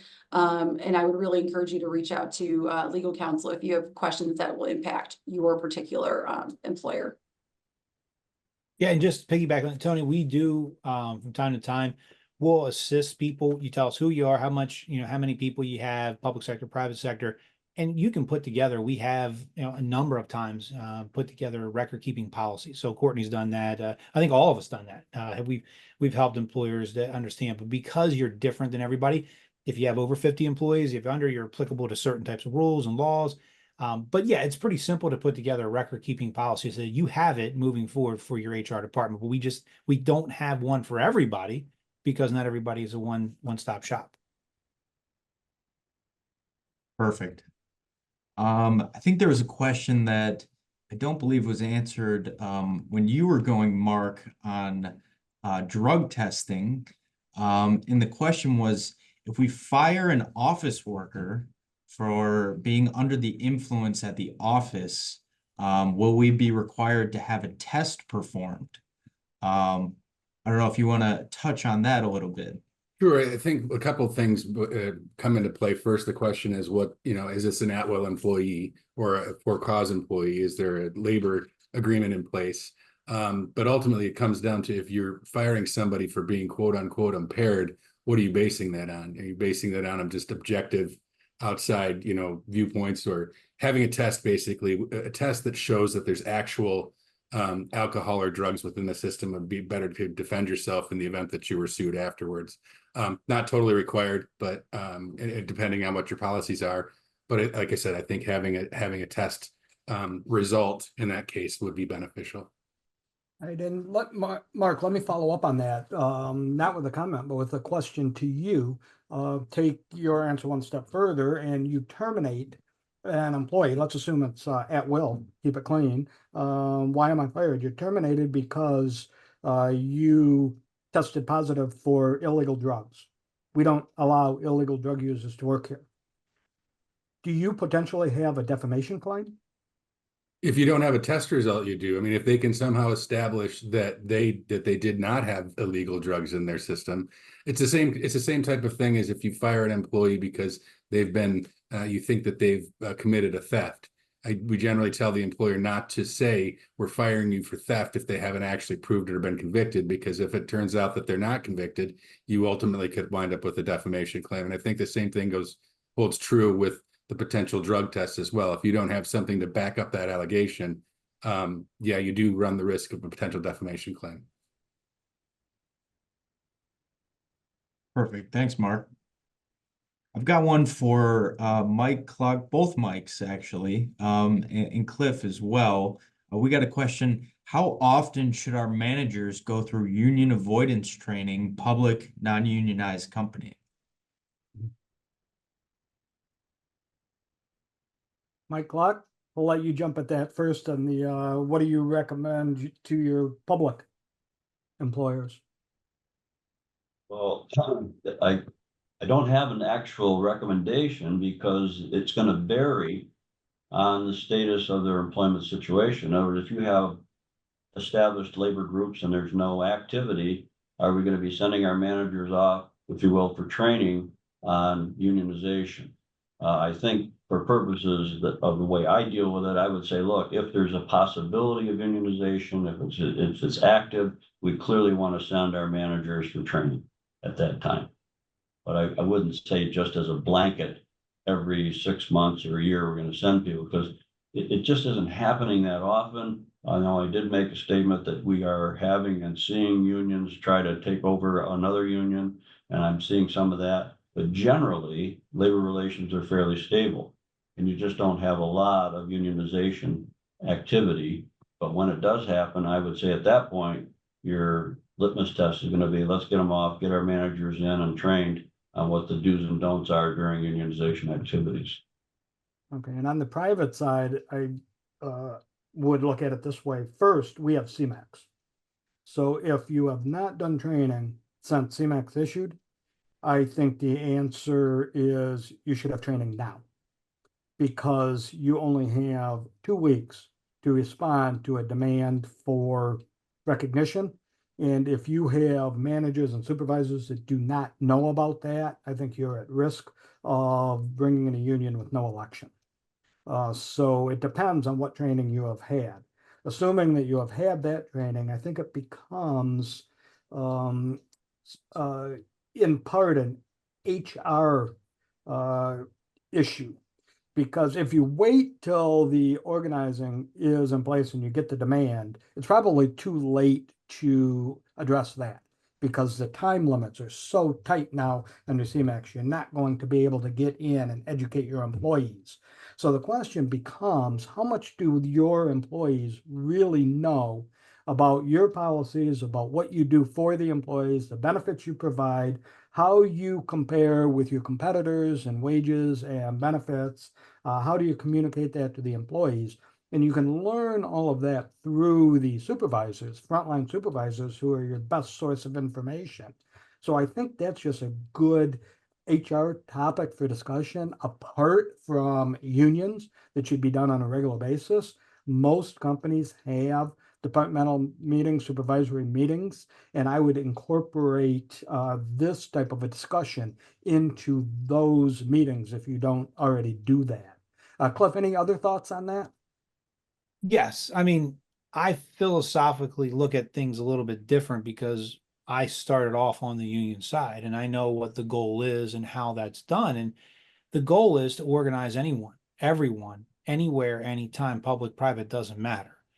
And opportunities arise very quickly based on emotions rather than wages most of the time. Wages and benefits are one thing, but people being disrespected because of a decision that they don't like, or people get upset and they're looking for somebody to scream at. So from a public sector, I would always say it's a little bit different. I think Mike's right. I mean, if you don't have somebody knocking on the door for a union, because you have an election process that's, I think pretty standard, and you can wait a little bit, but you should not teach your managers. I think managers need to know what their obligations are, so they don't unintentionally, violate the law, right? Somebody says, hey, I heard so-and-so is going to organize.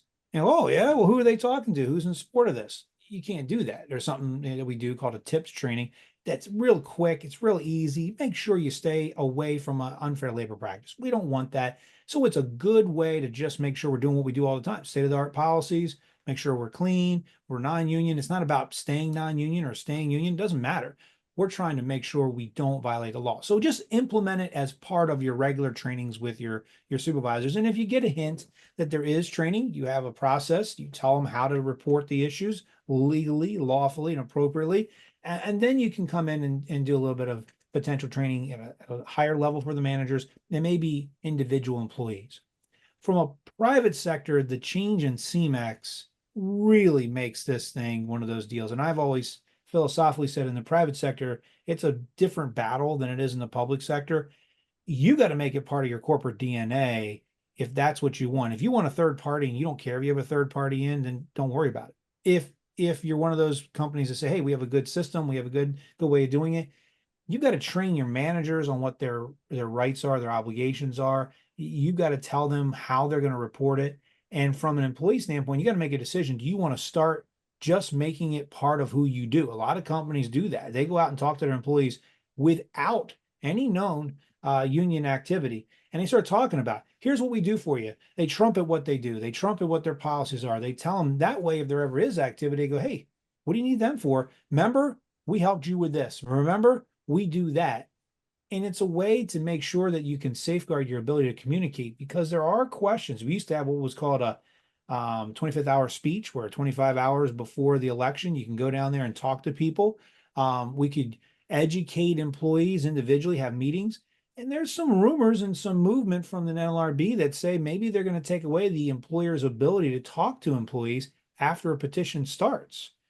So what I say is, if you don't make it part of what you do to trumpet yourself and talk about what you do and to educate your managers, you're going to be potentially in a position where you're going to lose, because no one knows there's a union drive usually. It's usually secret until it's too late, especially if you're not looking, if you don't know what to look for. So at least give your people an idea what to look for so that you know it's coming down the pike. And then you can be lawful and you can respond. And I wouldn't call it anti-union or union wins. I would just call it, it's labor updates, labor education. That's what it really is. It's a labor education program. And you put it together. And I would say everybody should do it. And they should talk to their managers when they're newly hired about that, like they do every other policy. And then have an annual, however long you want to take, but an annual discussion with them about what's the right thing, the wrong thing, and who to talk to. That's really all you need to do. Perfect. Thanks, Cliff. I think that's all of the questions, and I apologize if we missed yours. Kim's going to circulate a handout with all of our information. Feel free to follow up with us, but I'll toss it back to Mike to close. Okay, thank you so much, Tony, and thanks for all of the participants, especially those. There's still quite a few hanging out for the Q&A sessions, so we really appreciate that. And we really appreciated the opportunity to talk with you today about the developments in labor and employment law. We're going to continue to monitor this, and we will have updates. If you have any thoughts, ideas, suggestions as to how best to get you information that you need in connection with your operations, please let us know. You can do that through our website. You can contact Kim directly, or anybody in this panel. Just let us know, what helps you the most and the best way to do that, and we will try to accomplish that.